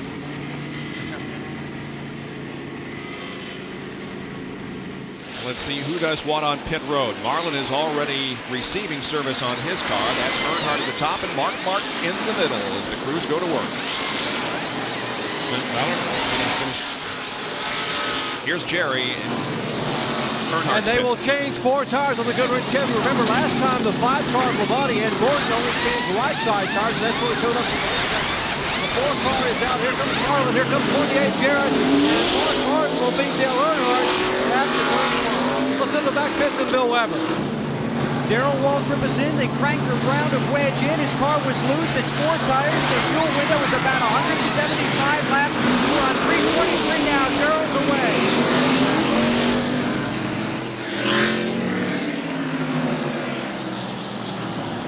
Mark Martin with the best pit stop here on the front stretch. A little under 20 seconds. Tell you what, Dale Jarrett didn't do too bad because he now is 3rd place in that 17.3 seconds for the 2018. Ricky Craven. Looks like he's having trouble getting out of the car. It does. The tow truck has hooked the car up, and Ricky is still in there.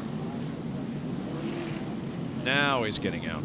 Oh, there he is. So Ricky's okay, and the 10th caution is waving over the speedway. Here's John Kernan with an update on Jeff Gordon. Well, they took a rubber out of the right rear, and also they found out, remember we said that Jeff had gotten loose, the right rear tire was going flat. It was almost to the point of being flat, but now they've got this brake under caution. They came in, changed all 4 tires, took a rubber out of the right rear. We'll have to see what that did to the handling characteristics, but the reason it was loose, the tire had gone flat on the right rear. Man, oh man, what a huge, huge break this caution flag was. Man. That's the thing the championships are made of. It's Martin, Earnhardt, Jarrett, Cope, and Terry Labonte at the end of 324 of 500 laps in the Goodies 500.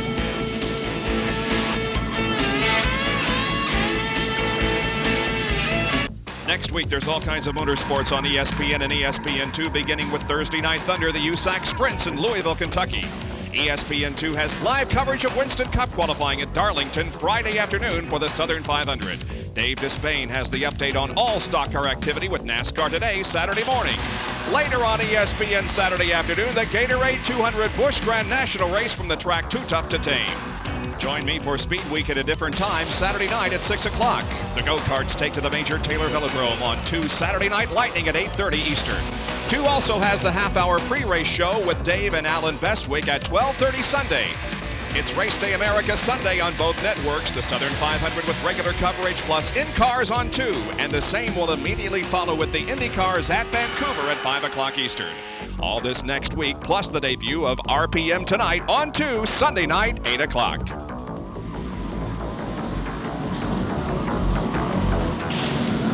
And Mark Martin comes back into the pits, Jerry. And apparently they thought they might have a tire going down on the right side. They're also going to take a look and make sure they don't have a tire rubbing.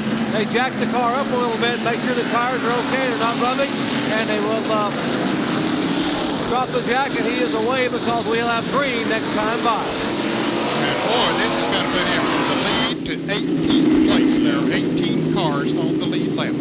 Tough break for Mark Martin. That really was a tough break. I thought I was going to say we was going to see who had the best car, Mark Martin or Dale Earnhardt. Martin, remember, qualified on the pole. Earnhardt back in 7th spot, but Earnhardt seems to have adjusted his car, and it's pretty doggone good right now.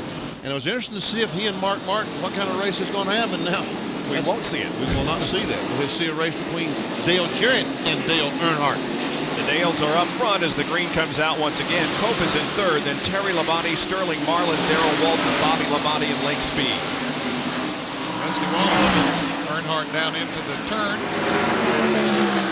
Nemechek also, and Dale Jarrett's going to take the lead. How about that? Dale Jarrett leads the Goodies 500, and Derek Cope looks for a second. He has contact with Earnhardt. He nearly spins. He forces Dale way up high on the racetrack. That was as close to crashing as you can come. Man, oh man, I'm telling you.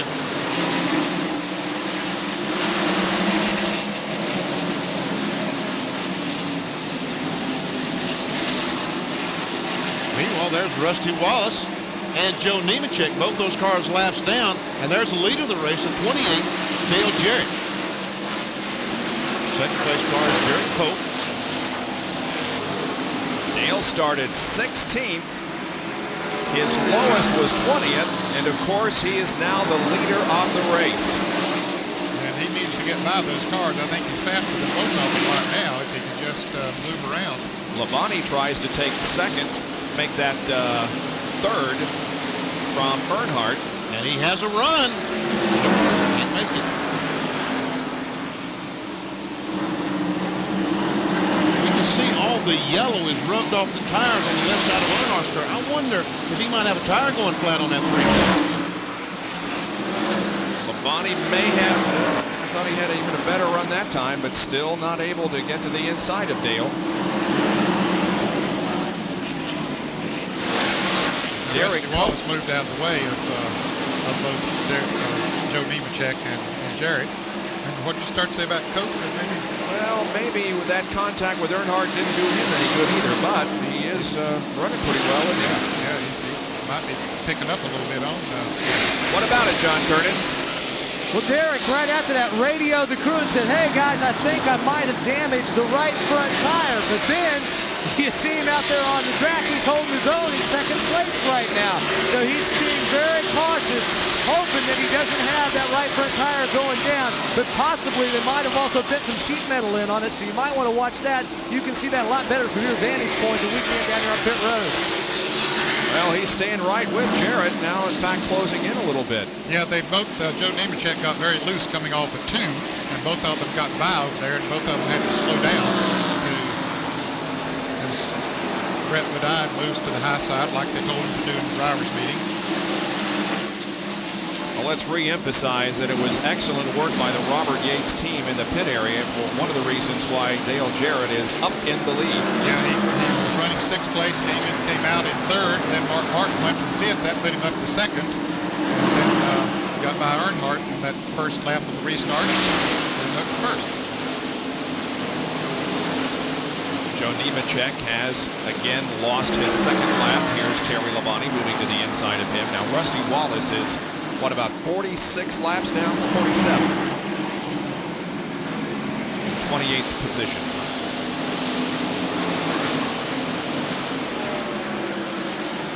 Here's some side-by-side activity in the back. That's Marlin, Musgrave, Michael Waltrip. And you see our point leader back there, Jeff Gordon, at the very tail end of that. Right now, Jeff Gordon, the points leader, is running in 13th spot. There's Jeff. Just behind Rick Mast. Here's. Uh-oh, what's this all about? Oh, the 30 spins up right in front of Rick Mast. Man, that was close for Jeff Gordon because he almost got collected. And Michael Waltrip is also involved. Man, oh man. He was, of course, the one that started it all. I'm not sure what happened. Okay, got left front, left rear. Mast with damage on the left front. Mike, is he coming in? He's going around. He's okay. He's going around. Dale Jarrett slowed down and let both of them get back in the lead lap. Boy, a lot of damage to Rick's car. Those sparks coming in. The left front tire is completely flat now. Let's watch again. Here's the 30 car. He's trying to go by Jimmy Spencer, and Spencer comes down. They make contact.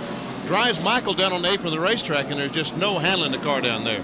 Boy, he almost hit the end of the pit wall, didn't he? And he goes up right in front of Rick Mast. And you're right, almost in front of Jeff Gordon. Yeah, Gordon just barely got by. Here it is again.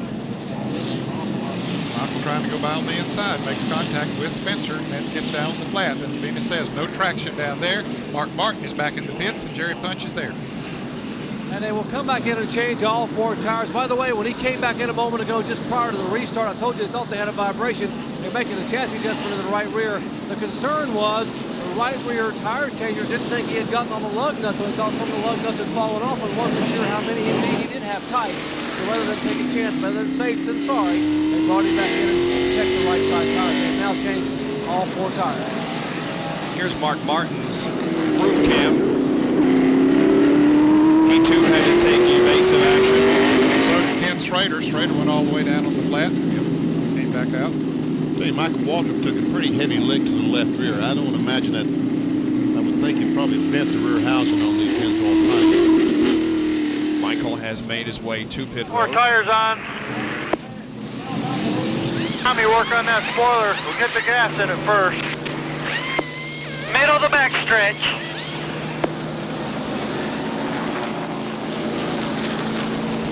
Get the 4 tires on and then we'll come back.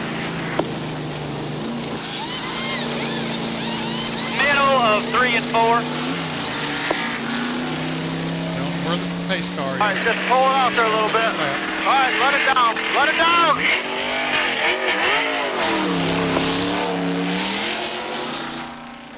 All right, we got to fix the gas valve. We can't get it in, so when he comes back in, we'll work on that, getting gas in it, getting that spoiler up.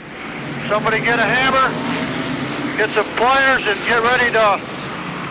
All right, Tommy and Bill, and then it'll be Rambo, Mike, me, and Darren on the back. Just the two, us 4 and the guys put gas in.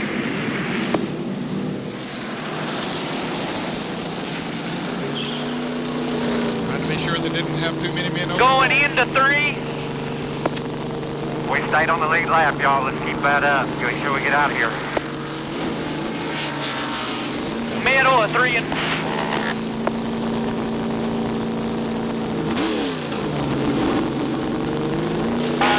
Okay. He got some gasoline in it anyway. There's only 150 laps to go, so he probably could run the rest of the way on gasoline if he got Get this cleaned up and come back in, take a look at this, make sure everything's all right. Get that spoiler hammered up and get some tape ready to put on if we need it.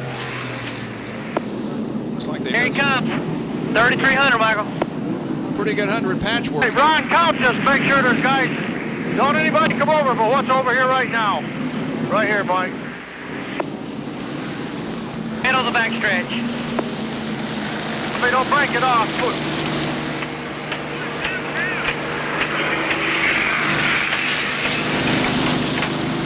All right.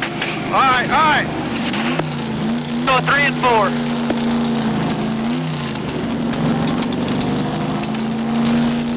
Coming out of 4. Go ahead. All right, it's gonna be 1 to go. Right angle on that spoiler there. I don't think they got a minimum angle here tonight, but it was 65 degrees. I doubt if it would be exactly right. Well, the lineup now begins for the restart. And Bill is with Rick Mast. Rick is still able to smile. A couple of weeks ago, you told me the first half of this season was the most frustrating for you you've ever had. Obviously, the second half hadn't started off good. And got a lot better. You know, we were off tonight. The last stop, we made a change, and the car felt the best that it felt all night from the last restart. Mike and Spencer got together. Mike went to the inside. Nothing he could do, nothing I could do. They just shouldn't have got together to begin with. But it's Bristol, man. Saturday Night Thunder. Rick Mast is out, and so is the green flag. Just about to come out at least. Jared gets a pretty good jump on the field as, whoa, and Derek Cope didn't go anywhere, and Dale Earnhardt nailed him in the rear end. Like Derek Cope might have missed a shift or something, or the carburetor loaded up. Just didn't take off when he stood on the gas. In any case, Cope held on to second position. But Jared got a real good advantage off the fourth corner. I don't know what's wrong with Earnhardt's car, because he didn't take off good again, even though he was about to run all over Cope. Yeah, I thought he would take off. Yeah, but he's just not up to the speedway he was earlier. And yellows it out again. It's debris on the racetrack. There it is. The backstretch. Rusty Wallace coming around trying to get a lap back.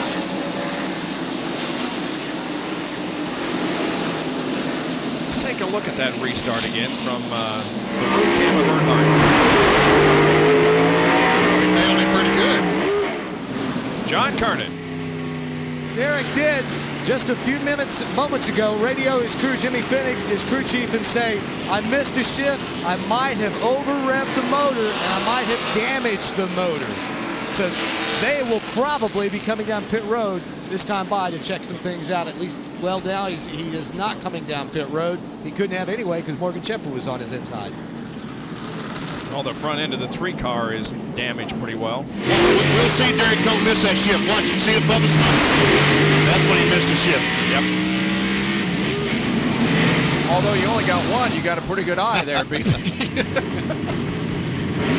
Jared Cope, Earnhardt, Terry Labonte, and Darrell Waltrip, the top 5 here in Bristol. We'll be right back.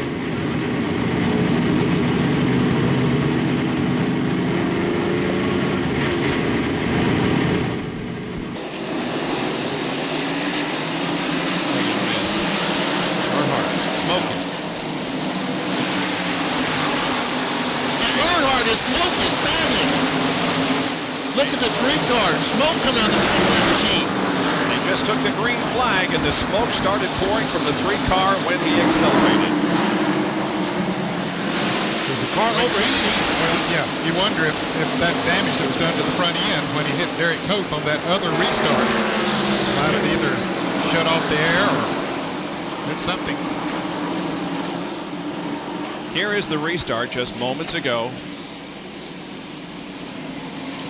See, the smoke started to pour from that car immediately. Immediately, yes. And now he's got Darrell Waltrip on the outside of him, Terry Labonte on his bumper.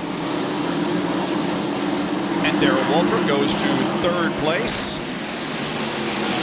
Here comes Terry Labonte to 4th. And Derek Cope is all over Dale Jarrett.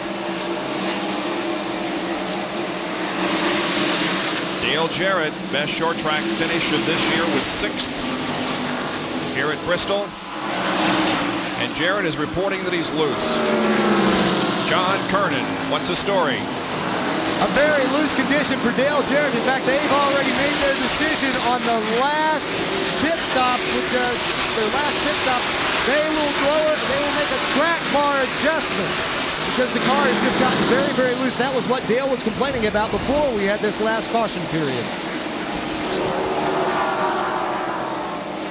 Well, that's trouble over in turn 3. John Andretti spins, so does Lake Speed. No big problem, though, and there is not a caution. Yes, there is. Yeah, there is now.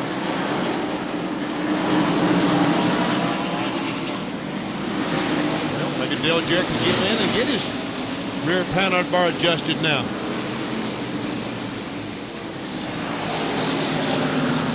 I don't know what happened up there in turn 4. Let's take a look at it. A lot of cars there trying to get in the same place at the same time, I think, Bob. And Schrader just makes some contact, and looks like the 87 car might have run in the back of Lake Speed. Derek Cope is pitting. John, he's to you. It'll be a 4-tire change for Derek Cope. They go to work on the right side. This will take them all the way to the finish, 137 laps. We thought Dale Jarrett might fit, but they may wait a little bit longer. Cope's crew come around to the left side. Tires being yanked off. Not a lot of room here on the road. Jerry Punch and Dale Earnhardt's finish. Cope leads. Well, this caution was a break for Earnhardt. He was going to have to pit the next 3 or 4 laps here. Just radioed to crew that I smell oil in the car, and I'm smelling oil back in the cockpit. And we saw the car getting heavy and heavier as far as the smoking is concerned. Have a number of people involved. They have taped the front of the car, and they're trying to keep them losing a lap, but I got to believe they'll come back in.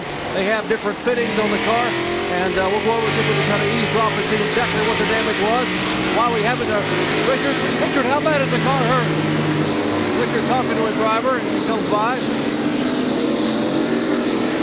Talking to Dale Earnhardt, who wants to come back in and have the car looked at once again.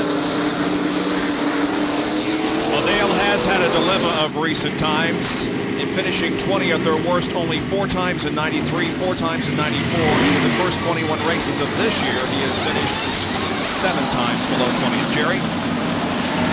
As we expected, he has come back in, and they will change right side tires. Concerned about the rubbing somewhat on the car. And they are told it's going to go green next time by. Let me ask Andy.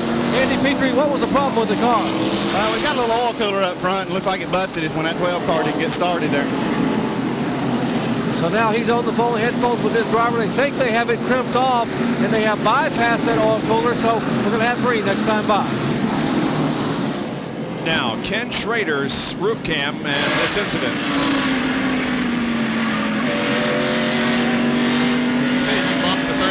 Car there. Sent John Andretti around. About ready to go back racing. We've had 15 lead changes tonight. That breaks the previous record set in 1988 of 13. SportsCenter will be coming up at the conclusion of this event. got started late because of rain, and we've got about 135 laps to go. Dale Jarrett is the leader of the race as they get the green. Now that may sound like a lot of laps, but those will go by very, very quickly if we stay green. Jarrett has talked about a loose race car. He did not pit. A little surprising, but I don't know, maybe there's a threat of rain or something because after Coke went in, at that time, Coke was the only one in front of him, so maybe they figured they could outrun everybody else. Bobby Labonte goes to the outside of Joe Nemechek. Now Jeremy Mayfield is up there, and Jimmy Spencer is also. As Jarrett continues to hang on to lead, Rusty Wallace there second behind Dale, but he is many laps down. Darrell Waltrip is second. Terry Labonte third, and then Jeff Bodine, who has moved up to fourth. Bobby Labonte fifth. We've had 92 laps under the caution and 277 under the green so far in this event.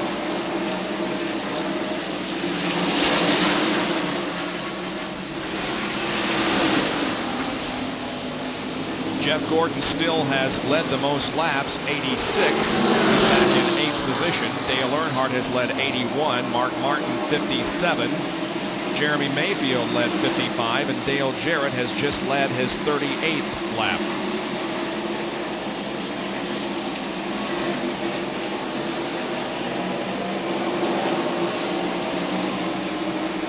There's still 17 cars on the lead lap. It's amazing with all the bang-ups we've had here tonight.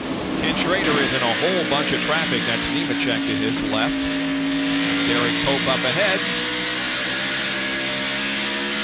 Schrader running 11.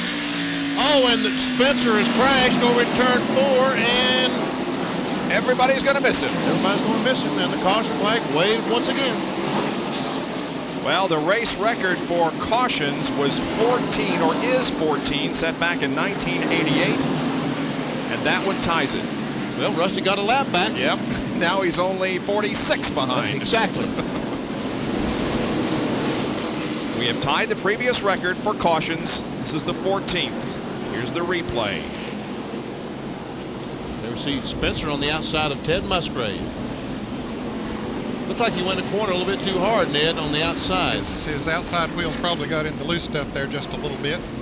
Spun him around. If there was any contact between him and Musgrave, it was not very much. They were side by side. Everybody got checked up and through there okay. He was the only car involved.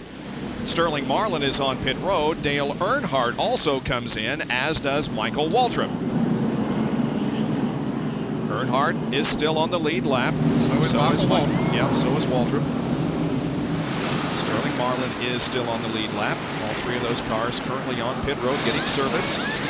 That's Rusty Wallace. ESPN Speed World is live tonight at Bristol International Raceway in Tennessee for the running of the Goodies 500, the 22nd race of the 95 season out of 31. They're lining up for the restart, which we will get on lap number 379. Dale Jarrett continues to lead, followed by Darrell Waltrip, Terry Labonte, Jeff Bodine, and Bobby Labonte. Ted Musgrave is 6th, Jeff Gordon is 7th. Mark Martin back up to 8th now. Mike Wallace has stayed on the lead lap. Yeah, he's in 9th place, running good. Derek Cope back up to 10th after his pit stop on the last caution. Thank you, guys. We appreciate that. They're from Kalamazoo, Michigan. How about that? Talking to 5 or 6 fellows last night from Grand Rapids, Michigan. Yeah. Up the road from Kalamazoo last night as I was leaving. Butch Miller country, you know? Yep. Here's the green.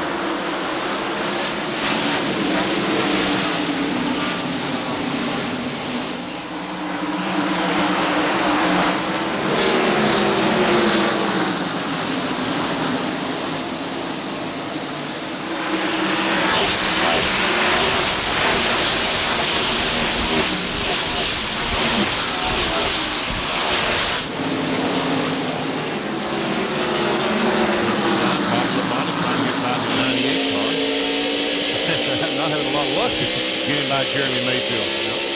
But a good shot from Morgan Shepherd. Now Labonte does. does. Right on the outside of Morgan Shepherd is the 16 car. Here goes Lake Speed. Oh, I mean Ted Musgrave. Well, I thought you meant Jeff Gordon pulls up on the outside of Morgan Shepherd. With Mark Martin. And Derek Cope. Boy, Derek Cope has really had a good run in that 12 car today. Yes, he has. That car is good. He's doing a good job of driving. He's got 4 fresh tires on it, too. So. 17 cars are on the lead lap.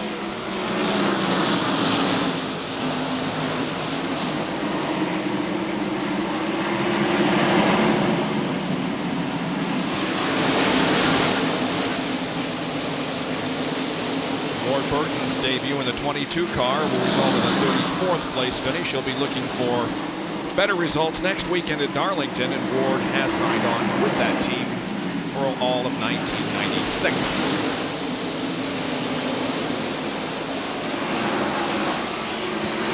Here's Dale Earnhardt, Ken Schrader, Sterling Marlin, Michael Waltrip. What you get hung on the outside, they just all go by. There goes Steve Grissom by the 29 car, the Meineke car. Schrader hung on the outside. Here comes Rich Bickle in the 40 car. Look how close the competition is. Hey, second place right here, too. Terry Labonte is right up on the back bumper of Darrell Waltrip.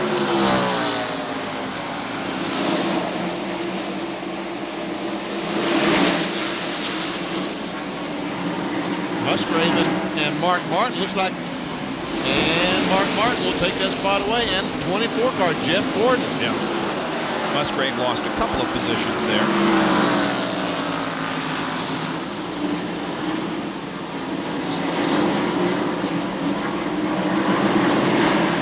You see Lake Speed and Mike Wallace there. Dale Earnhardt still smoking, but he has been able to get by the 8 car, Jeff Burton.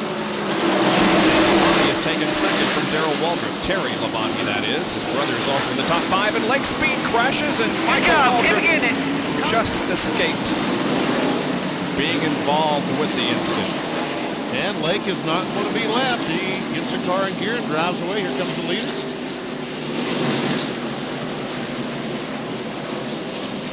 Got some damage, though, to the left rear of that number 9 machine.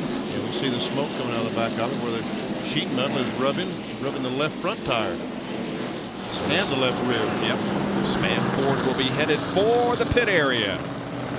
Well, that sets the record for cautions. Does it really? Yep. 14 was the record set back in 1988 for this particular event.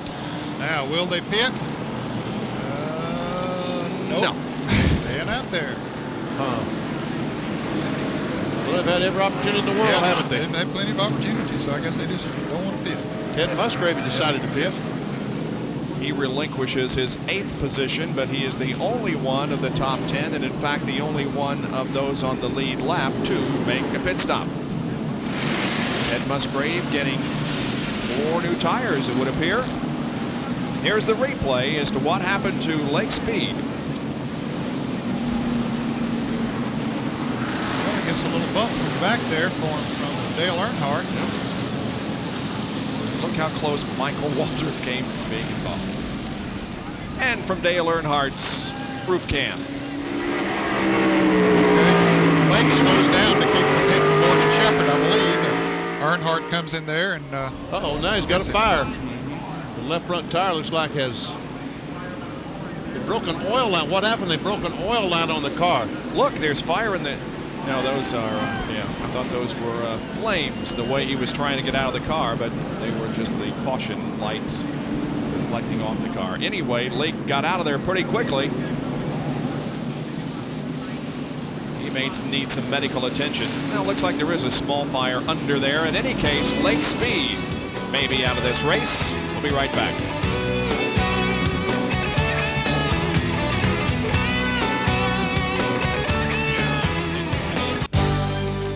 ESPN Speed World coverage of the Goodies 500 from Bristol, Tennessee, being brought to you by the more than 1,000 AutoZone stores across America. AutoZone, the best parts in auto parts. Firestone, America's tire since 1900. And by Texaco Haviland Formula 3 Motor Oil. Add more life to your car. Take it to the star.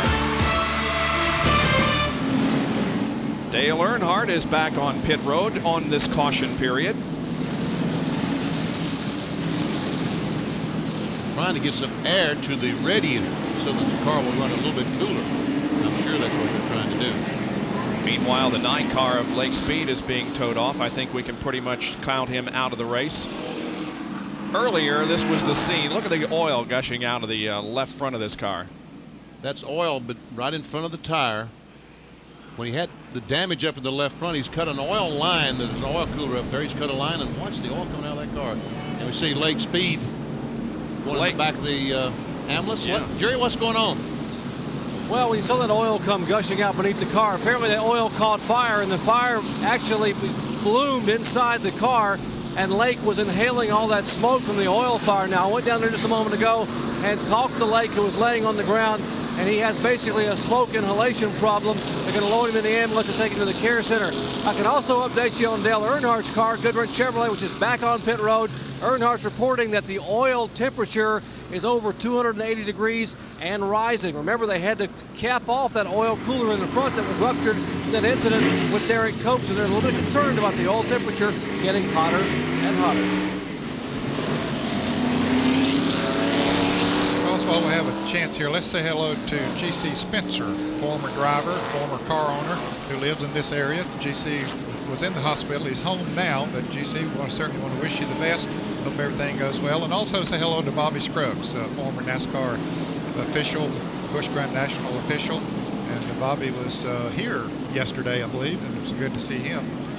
There's that oil that caught fire there. Man, oh man, that thing really, no wonder he stopped so suddenly down there and got out. No kidding. Blame him a bit. You know, and they're talking about Keith Sawyer, a young man who builds engines for transmissions and gears for Darrell Waltrip, is in the hospital. And Bowman Gray, I hear he's been transferred up to Winston-Salem to Bowman Gray. And I would think, Keith, you're in mighty good hands up there. Hope you're watching tonight. And hope to see you soon. Yeah, hope he gets out of there real soon. They're using tape on the Goodwrench Chevrolet. We are under our 14th caution of the evening, 15th make that. Let's take a break and come back in just a moment.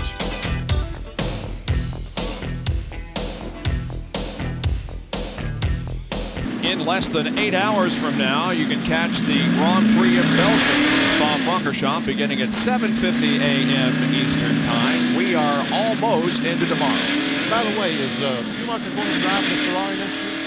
Have they announced that? Yes, I believe he has re-signed.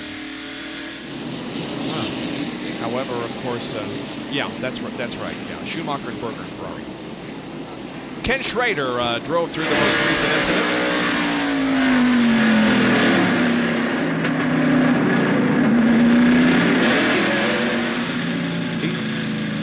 And Jerry has an update on Dale Earnhardt. Let me correct something. What they did cap off was the valve spring cooler, the valve spring cooling system that goes to the valve spring. They are trying to get air to the oil cooler. That's why the oil temperature is so high. Green flag. 100 laps to go. 400 complete. The record for the most caution laps in this race, 105. We have completed. We just completed our 100 laps.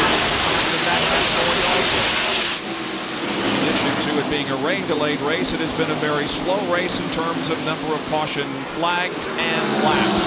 The rain didn't have anything to do with the wet track. Right. just Bristol. Dale Jarrett leading. Terry Labonte second. Then Darrell Waltrip, Jeff Bodine, and Bobby Labonte. Jeff Gordon, Mark Martin, Derek Cope.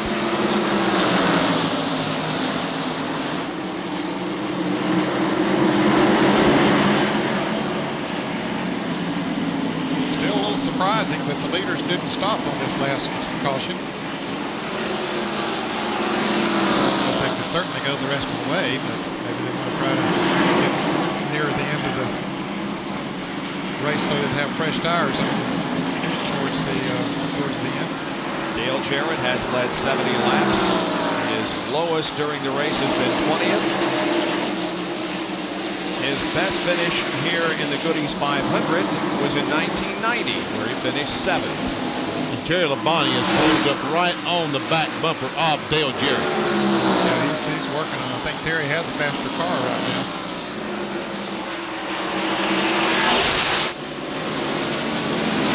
Labonte won at Richmond and Pocono.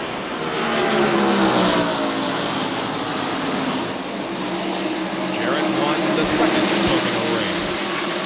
They battle for the lead here in the closing laps at Bristol.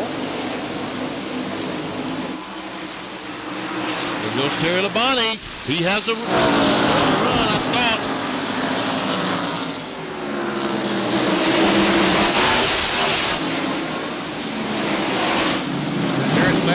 Oh, and Musgrave spins coming off turn 4.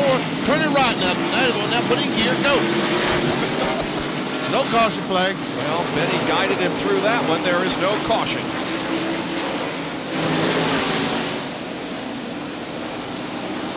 Didn't lose a lap either. Let's see what happened to Ted. Yeah. You ever see the 4-car Sterling Marlin in the 8? Oh, look at Sterling Marlin. What a job he did. Oh, I see what happened. Yep. He was trying to dodge the wreck. He became the wreck. Yeah, they were all jammed up all around him.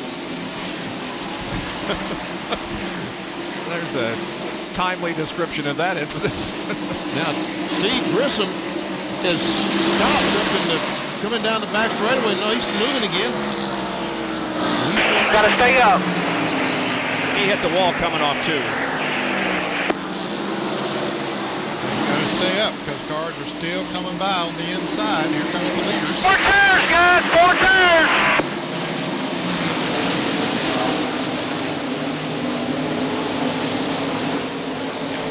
Turn left, quick! Don't left! Man, it's hard to get down. That was his best opportunity. Yeah, what's he going to get down again? Meanwhile, this is still going on, the race for the lead. 28 car is Dale Jarrett, and the 5 is Terry Labonte.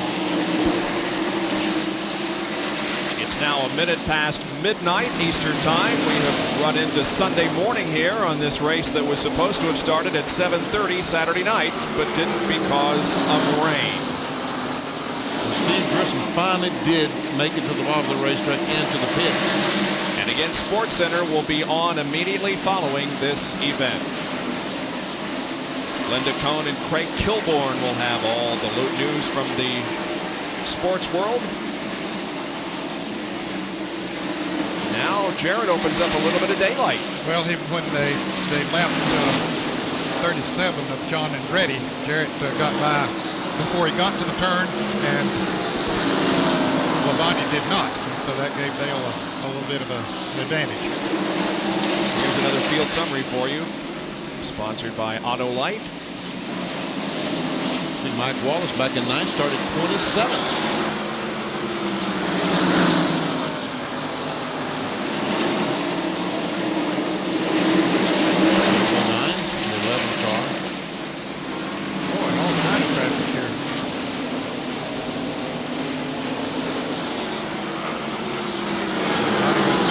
Traffic as good as Jarrett did, maybe a little better.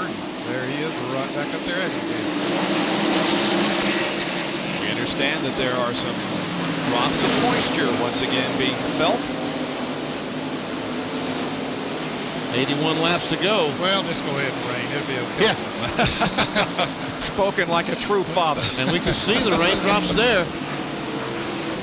I tell you what, if they throw the caution flag for rain, this baby is over. Here's the battle for third position. Darrell Waltrip and Jeff Bodine. Darrell in the 17, Jeff Bodine in the 7. Both these guys need a good run. Well, the body feels that rain, and he is working on Jarrett's back bumper. And Dale Jarrett has now led more laps than any other. He has led 88 so far. Jeff Gordon 86. So he's looking for another 5 bonus points for leading the most laps. Dale Jarrett is. And he's never done that in his career. Is that right? Yep. How about that? Oh, and John Andretti takes Dave Marcus into the wall in turn 4, but everybody keeps going. And no caution flag, but Marcus is slow, very slow. Now he gets off the racetrack. We can see he's got some pretty serious damage to that right front. Here it is again in turn 4. Just too many cars for not enough space. There we see Andretti. That's a 37 car. And there is Marcus, and he starts to go by on the outside, and they make contact, and you're right. Up in the wall went Dave Marcus. And Jeff Gordon got by Bobby Labonte as Rick Mast has it flat. Left front tire is flat, and he can't get to the bottom of the racetrack, kind of like the 29 car a little bit ago. Now he finally does.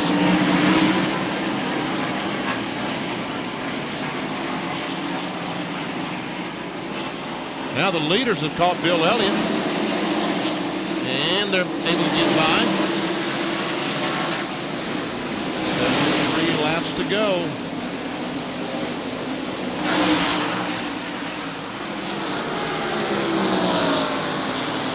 Dale Jarrett slips up just a little bit. Terry Labonte is going to be right by him. He's looked under him a time or two. Jarrett's car is not getting off the corners as good as Terry Labonte's is right now. Getting into the corners okay, and through the center, but getting off is where Labonte is beating. Bobby Labonte and Derek Cope are having their own little battle. Going to the inside of Bill Elliott. Bill lets him pass by, and this is the battle for 7th spot. As we watch this, Kenny Schrader has made a pit stop. He is in the pits on the back straightaway in the Budweiser Chevrolet. Oh, here goes Labonte! No! Here's the interval between 1st and 5th. Jarrett and Gordon reduced from 2.9 to 2.1 during laps 4, 23 to 27. And now Terry Labonte takes the lead from Dale Jarrett. And Jarrett is reporting that his car is now loose. It's very obvious the car is very loose coming off the turns. There is Jeff Gordon, the current points leader, with Jeff Bodine. Bodine now is in 4th position. And Jeff works to the inside of it. By the way, this is the first time tonight that Terry Labonte has led the race. We have had 10 different leaders and 16 lead changes. Rusty Wallace, the Miller Genuine Draft Ford, who usually runs so well in these short tracks, has spun a couple of times tonight. One time had some pretty serious damage. Spent about 47, 48 laps repairing his car. That's why they were not talking about Rusty Wallace, because his car is running pretty well right now. Just so many laps down. Terry Labonte is certainly turning his Goodies 500 performances around. Listen to these finishes in the last 3 Goodies 500s in 92 31st, 93 34th, and 94 33rd. Terry Labonte leads at the end of 4:35. Terry Labonte leads the Goodies 500 NASCAR Winston Cup race at Bristol, Tennessee, and the rain is beginning to come down just a little bit harder now. Labonte first, Dale Jarrett second, and Darrell Waltrip is third. Leaders approach slower traffic. That's Bobby Hamilton just ahead, along with Michael Waltrip. Michael is still on the lead lap in 14th. 14 cars on the lead lap because Michael Waltrip will be the last car on the lead lap. Bobby Hamilton. Jarrett thought he had a chance there, but well, Jarrett is not letting Labonte get away now. He's closed back up.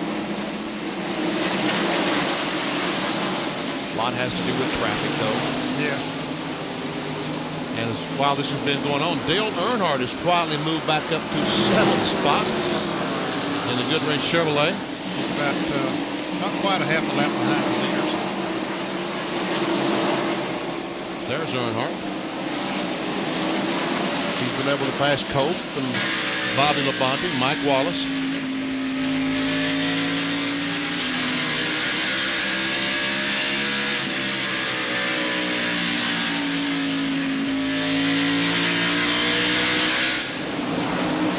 has gone away anyway. Yep.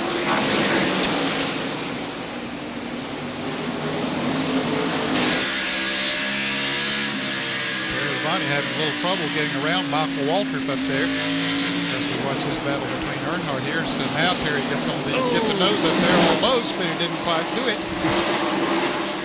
Slow car in the high groove coming into 4. About that slow car that Jeremy Mayfield. He is very slow.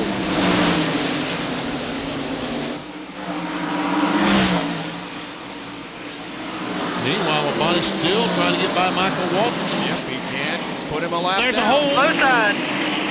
Now the hole opened up just momentarily, but Terry Labonte could not take advantage of it. And look at Darrell Waltrip right on the back bumper of Dale Jett. Yeah, he caught him when they ran up on the 30 car.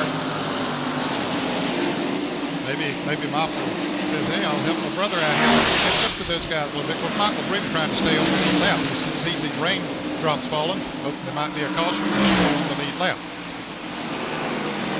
So it's a 3-car battle. Labonte, Jarrett, Darrell Waltrip now. Labonte has lapped Michael Waltrip. 28 behind him too.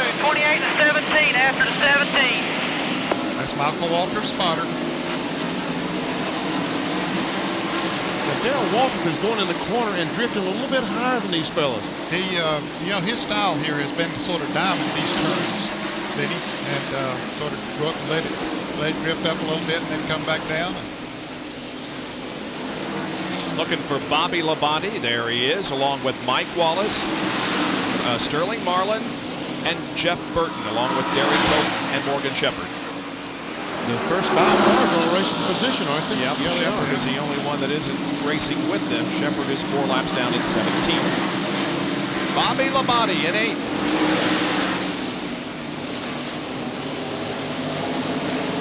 It's 8th, 9th, 10th, 11th, and 12th.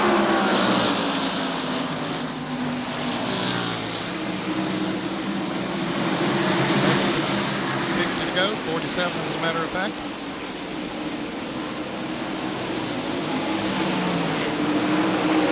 Leader, there he is, and he's opened up a little bit of advantage now on Dale Jarrett.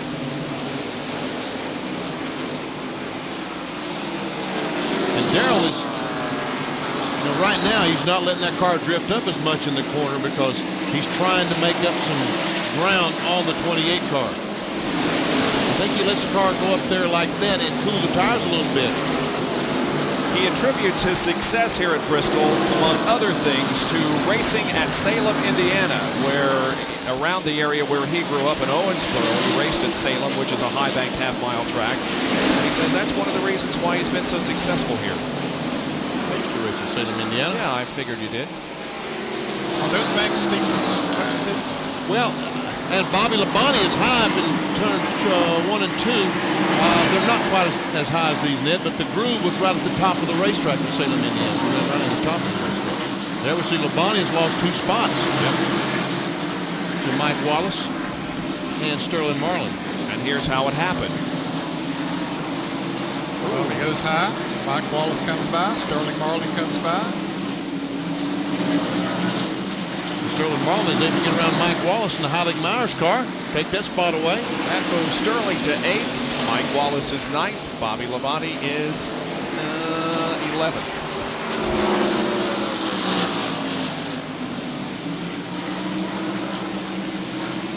Now then, Darrell Waltrip has fallen back from the 28 car of Dale Jarrett. There's our leader, Terry Labonte, the 5 car, the Kellogg's car. There's 2nd, there's 3rd place. And Darrell has fallen back in the clutches of Jeff Bodine in the 7th and the 24 of Jeff Gordon. I guess the question is, do all of these cars that pitted like 322, 178 to go, do they have enough fuel to go the rest of the way? Well, I guess they figure they do that. They know more about it than I do. So, because like we said earlier, all of them had plenty of opportunities to pit. Now we know Derek Cope, no problem with he or Sterling Marlin because they have pitted systems. Earnhardt has.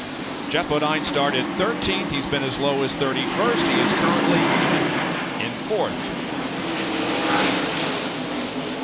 There is Jeff Gordon right behind Jeff Bodine. And here is Dale Earnhardt. They certainly fixed that oil problem. The smoke has gone away. He's moved up 7 positions in the last 80 laps or so.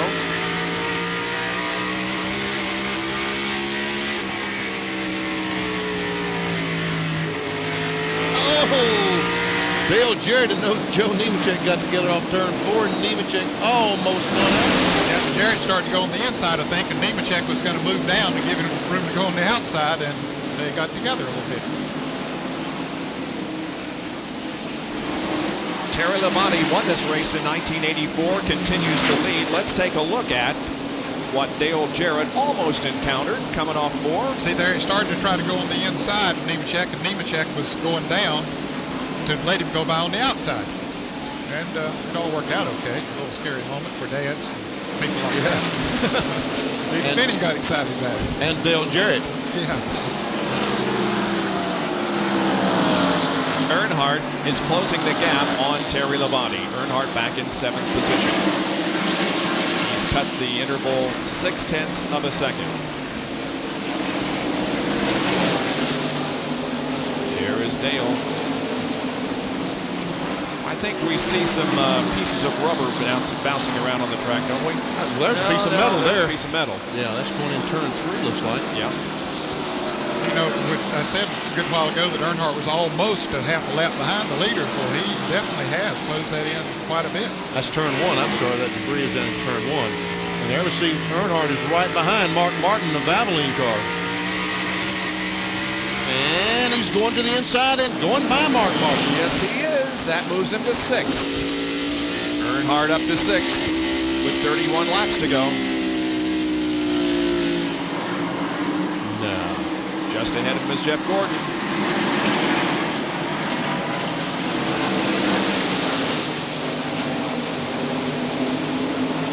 Just 30 laps to go in this 500-lap event here at Bristol International Raceway. We'll be back in just a moment.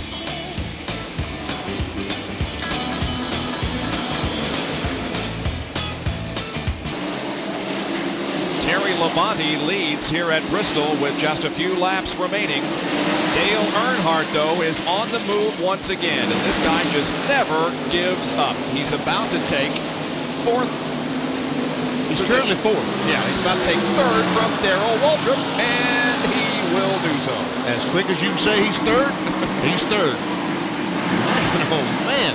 But now he has tires. We talk about tires. His tires are much fresher than Labonte's and Dale Jarrett's and Darrell Waltrip, all these guys. I don't think, however, he has enough time to close in the interval between himself and the leader. Do you guys? I don't know. I'm not going to say he's not. Michael Waltrip comes in the Pennzoil Pontiac. Let's go down to Jerry Punch. Well, the Pennzoil Pontiac getting right side tires.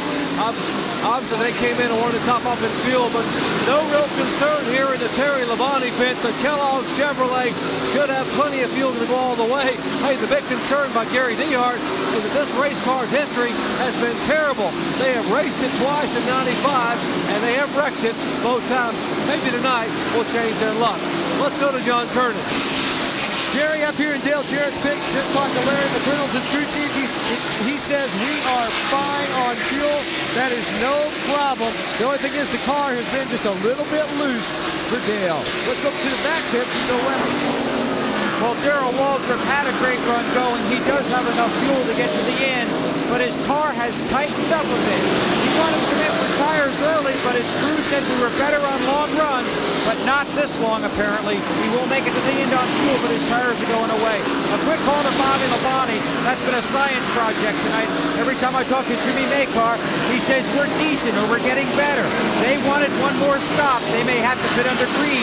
They're not sure they can make it on fuel. Of course, they weren't sure about that last week either, guys. And of course they made it because Bobby Labonte won the race. The interval between Terry Labonte and Dale Earnhardt, the leader back to 3rd, is 2.6 seconds. And I'm not sure that Dale Jarrett isn't gaining on Terry Labonte right now. Yeah, I think it's sort of how they catch traffic. They're running about the same lap speeds. Earnhardt's running a little bit faster than either one of them. Earnhardt just motors by this traffic with ease down in the third and fourth turns. And there we see Dale Jarrett, the next car right in front of Dale Earnhardt. Stay tuned now for SportsCenter. It's coming up in 16 laps. That isn't very long. They run almost 4 laps a minute here. Second place, Dale Jarrett. Now sees Dale Earnhardt in his rear view mirror.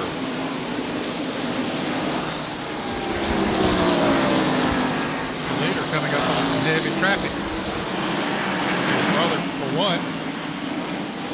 Bobby is running in 13th position. I'll tell you what, it all depends on how much trouble Earnhardt has with Dale Jarrett. I don't think he'll have a lot of trouble with him because Earnhardt's getting off the corner so much better than Jarrett is, and he'll be able to drive right under him coming off the turn. This has just been an amazing run for Dale Earnhardt tonight, and I take back what I said a few minutes ago. I think he can. Moved into second place. On 2 different occasions, he has come from near the back of the field through traffic to battle up front. Now the interval is less than 2 seconds. And he's got 12 laps to do it. Yep. Man.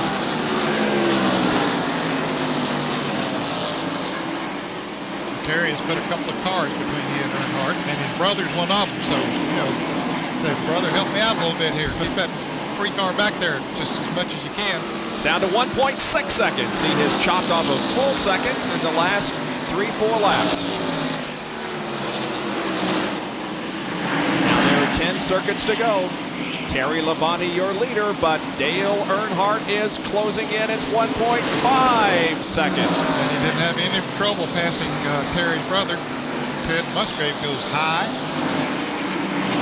Cars go by. Earnhardt now has a couple of cars to pass. Here's a battle for position between Darrell Waltrip and Mark Martin, the fourth. And Musgrave is very, very slow in the Family Channel car. Musgrave at 11th. There's the leader, Terry Labonte. 8 laps to go. You see it's 1.6 seconds. And Musgrave's in the pits. Must have had a flat. 7 to go, and now Earnhardt continues to reel him in. No traffic now, nothing between them. And a good bit of space in front of Terry before he catches anybody else. Musgrave is back out, by the way. There he is on your left.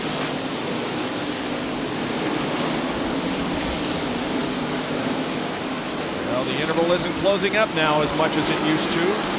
Much as it was earlier, it's still a 1.5 second advantage of Terry over Dale Earnhardt.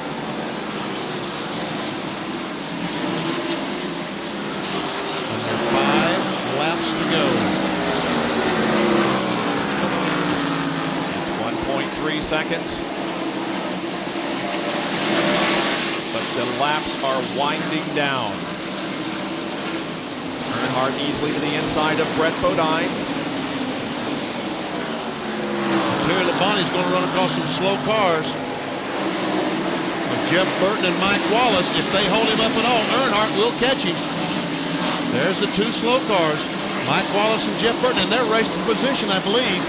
Yes, they are. 1 second. Mike Wallace is 9th. Jeff Burton is 10th. They're still on the lead lap. 2 laps to go. Labonte comes up on Burton and Wallace. He'll get the white flag this time around. There's Earnhardt lurking in second position off of corner 4. Terry Labonte gets the white flag, but still has this traffic to contend with. Jeff Bodine had to come in for a splash of gas. Or a flat tire or something. Now let's see. They're down to 4 or 5 car lengths. And a slow car right around Earnhardt. He's right on his back bumper. Let's see what strategy he pulls. Oh, Labonte is sideways but wins the race, crashes, and he wins anyway. How about that? Whoa! Labonte crossed the line sideways, took the checkered flag, hit the wall, and still comes out the winner of the Goodies 500 over Dale Earnhardt. How about that? Well, only a fitting ending to the night. That's exactly right. Been a long night. for everybody, including these race drivers and the fans who have stuck with the race from the rain to the end. And here is the final corner. I think Earnhardt gave him just a little bit of a tap, then backed off and let him get, tried to let him get straightened out, but it was too far gone. Man, oh man.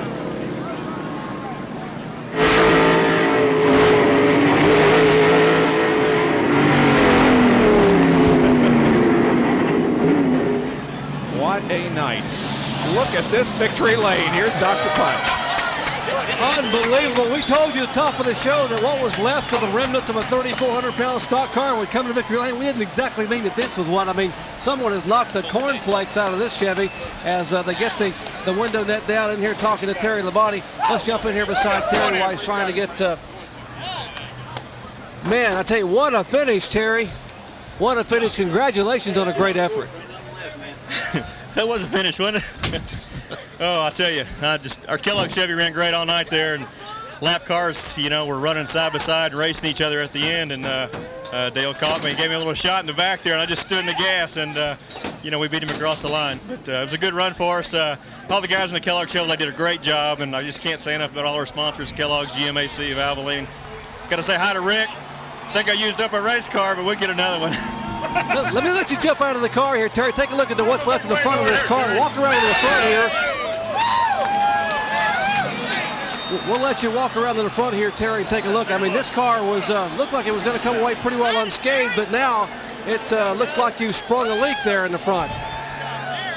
Terry, did Gary Dehart and the guys, I guess the last couple laps, let you know how close Earnhardt was? Well, I saw him in the mirror, you know, and he had a little bit fresher tires than I did. But, you know, the lap cars are what got us. He couldn't have caught us, I don't believe. He was coming, but he didn't have enough time to get there without the traffic. And I think I ran all night long, didn't put a scratch in until the end, but then we wiped it out. But that's the way it goes. We won. Well, the streak remains intact. Remember what Gary Dehart said. They had raced it twice. They had wrecked it twice. Well, now they've raced it 3 times and wrecked it 3 times, but they wrecked it on the way to victory lane. Bob? 7th short track win of his 16 total, the 2nd short track victory for Terry Labonte here in '95. He also won at Richmond, and the 17th time that Chevy has driven the victory lane in 1995. We'll show you the unofficial full field rundown. 8 cars unofficially on the lead lap at the end of the event. What an ending, huh? Man, oh man, what an ending. Wow. Great race. Wild night here at Bristol. So Terry Labonte is the winner. Let's take a look at the quest for the Cup standings. Nobody changed position in the top 10 and the top 5. There was 1 position change in the top 10. Morgan Shepherd moved into 10th, knocking Bill Elliott down. SportsCenter is coming up next. Thank you for joining us. For Benny Parsons, Ned Jarrett, Bill Weber, Jerry Punch, and John Kernan, this is Bob Jenkins. Thank you for joining us at Bristol International Raceway. For now, so long, everyone.